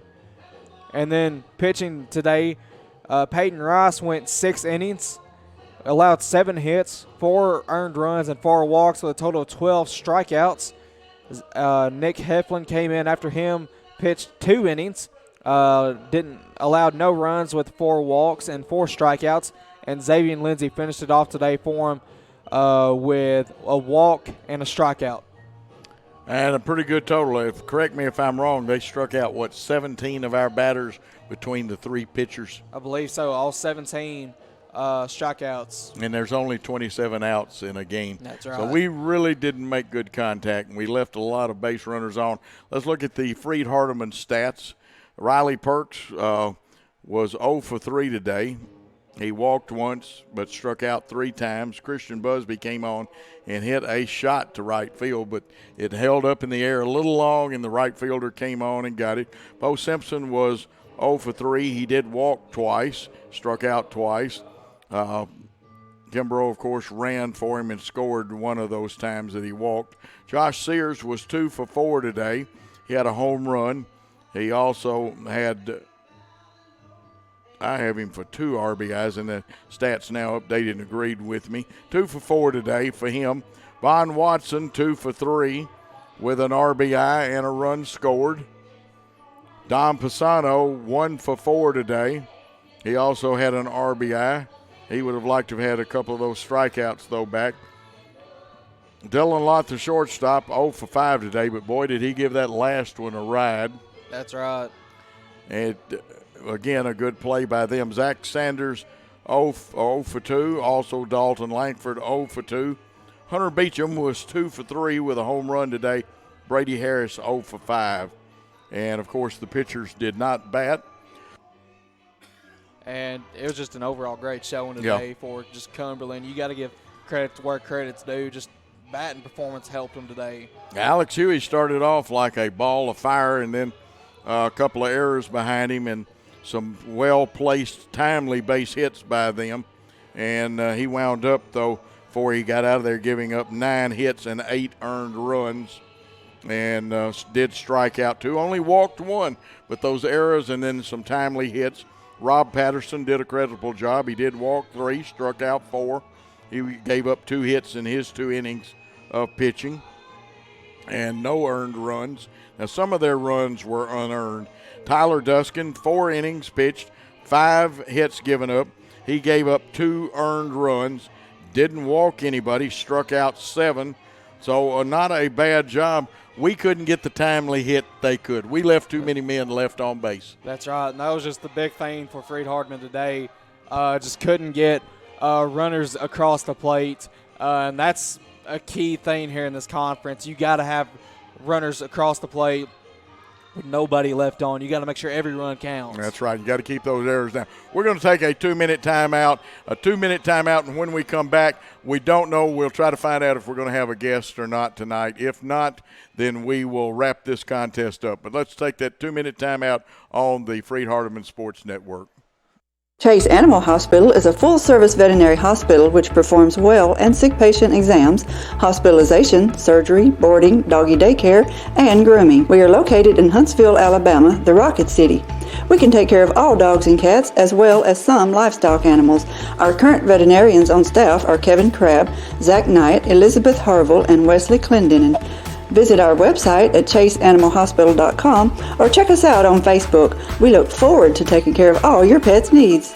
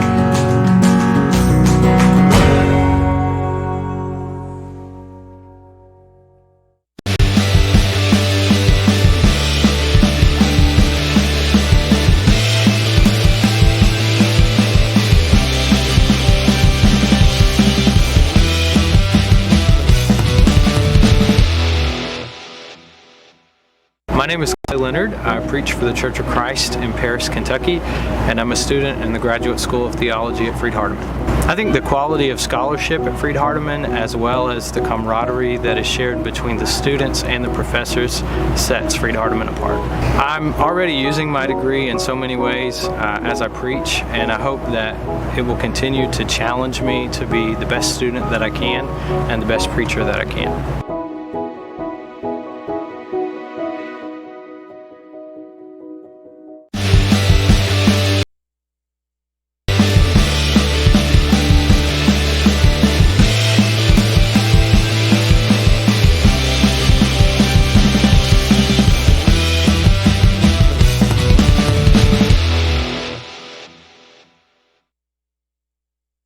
And we are back for final comments here on this contest where Freed-Hardeman loses a tough game 12-7 to a well-coached team. Both teams well-coached. Coach Estes does such a great job for us. Coach Hunt for them. He's been around 41 years. But you know what, Jonathan Estes, 389 on wins and 220 losses now. That's not too shabby. Been to the Nationals a couple of times. And Cumberland University out of Kentucky, or the University of the Cumberlands, I think they call themselves, they are still in first place. Now, this puts us about a half game ahead of Georgetown, depending on what they did in their game. And I don't know if they played. We'll have to check up on it. Did not get any information out of them today. And we would drop no worse than a second-place tie. Bethel University, though, not far behind us. Need to take two tomorrow, and it's senior day. And tell us about when we'll start tomorrow, Michael. Senior day will start. The first game will be at 1 o'clock. I believe they might do the senior stuff in between games, if I'm not mistaken. I'm not sure how the Freed-Hardeman baseball team does their senior day. New with basketball, they tried to do it in between the games, yes, but was unable to do it this year because of a lot of the COVID-19 pandemic stuff. But first pitch tomorrow will be at 1 o'clock here, as Freed-Hardeman will look to take the series against Cumberland. And we'll take the game approximately 10 till 15 till as soon as we get the internet signal. It will be senior day, and I will tell you, if you've got a way to record it, keep it, I would do so tomorrow, especially those of you that are senior parents. And now we've still got games to play, because even after tomorrow's two games, Monday, the number one team in the nation, Tennessee Wesleyan, will be in here. Then we've got to go to end the regular season at the end of the week to Martin Methodist, which could turn into three very, very important games. Depending on my high school schedule, I may wind up in Middle Tennessee, though, on the weekend. Ooh. And we will see what happens there. And then, of course, the conference playoff, the top five teams get to play at home the way they've got it set up this year. Bottom five have to travel. And one team, which right now Cumberland's got the inside, not this Cumberland, but the University of Cumberland's out of Kentucky, has the inside track on being the number one team and getting the bye. That's right. And with only the 11 teams, which is unusual, I'm not sure who doesn't have a team. It might be Life University that doesn't have a team. So you got the standing. Yeah, Life University does not have a team this year. So Freed-Hardeman, they're still in good position to get a first-round bye. You just need Cumberland to lose the Cumberlands to lose some games. A couple of things. We've got to get some men on base. We got to bring them home, and our pitching staff has got to heal up. And again, don't look for Jacob Sawyers until the tournament. And we've got some other knick-knack injuries around. Busby, first time he's played, I think, in quite a while. He looked good in the short amount of time he's in there, hit the ball well to right field, and the right fielder for them made a very nice play on it. Any final thoughts? Just, it was a great showing today by Cumberland. Freed-Hardeman, just, if you're going to have those days where you struggle, where you're unable to do the things that you've been doing the all season, it's just been one of those days, and Freed-Hardeman will look to capitalize on that tomorrow in hopes of getting the series win, Coach. And we want to thank both universities, the coaches, players, administration, and we'll remind you that we had some great work on cameras by several people, including Paul Schultze, Gary Lockhart. They also have produced, matter of fact, Gary is directing right now, and it is in just a moment. Michael Molnick's on the color, Coach Joe Holloway, and we're going to give you the disclaimer, as they say we need to do. Any rebroadcast, retransmission, or further use of this contest without the express written consent of Worthy Road Studios is prohibited. And you can see on the screen, again, the people that produced and directed, and assistant director, the play-by-play by Joe Holloway. I had somebody text me a while ago and said, who is Joe Holloway? We know Coach Joe, but anyway, the color announcer, again, Michael Molnix, cameras, Paul Schultze, and we will look forward to seeing you tomorrow for a doubleheader. It's time to say thanks for your time this time. Till next time, good night all.